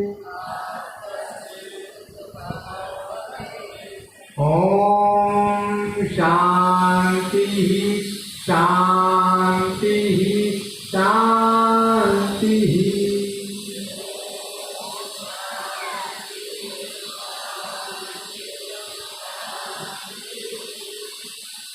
ઓમ જય ભગવાન. દરેકે અહીંથી મારા પછી એક એક ફૂલ લઈ લે ને પછી ભોજન માટે આપણે જવાનું. ઓમ જય ભગવાન.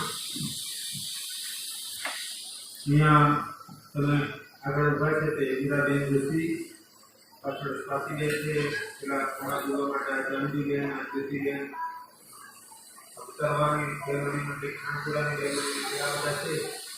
એવું આયોજન કરીશું કે 3-4 બહેનોની ટુકડી અહીંયાથી મારા પછી કોઈને કોઈ કામ થાય એની વાત હોય પહેલાં ફોન કરશે એમાં કરવાનું હોય. ઈન્દિરાબેન, જ્યોતિબેન, બહેનો ભેગા થાય કરવાનું તમને અનુકૂળ હોય ત્યારે પછી ત્યાં આવશે ચર્ચા કરજો. ત્યારે તમે ત્યાંથી હોય અને બીજા કોઈ કામો જઈએ ત્યાં કરતા આપણે થોડું પગલાં ચલાવીશું. ઓમ જય ભગવાન. બધા એક એક ખાઈ લેતા જજો. ઓમ જય ભગવાન. હવે આપ ગુરુજીને બધા પ્રણામ કરી શકો છો. એટલે બધા ગુરુજીને પ્રણામ કરી અને ફાઇલ લઈને ભોજન માટે પધારો.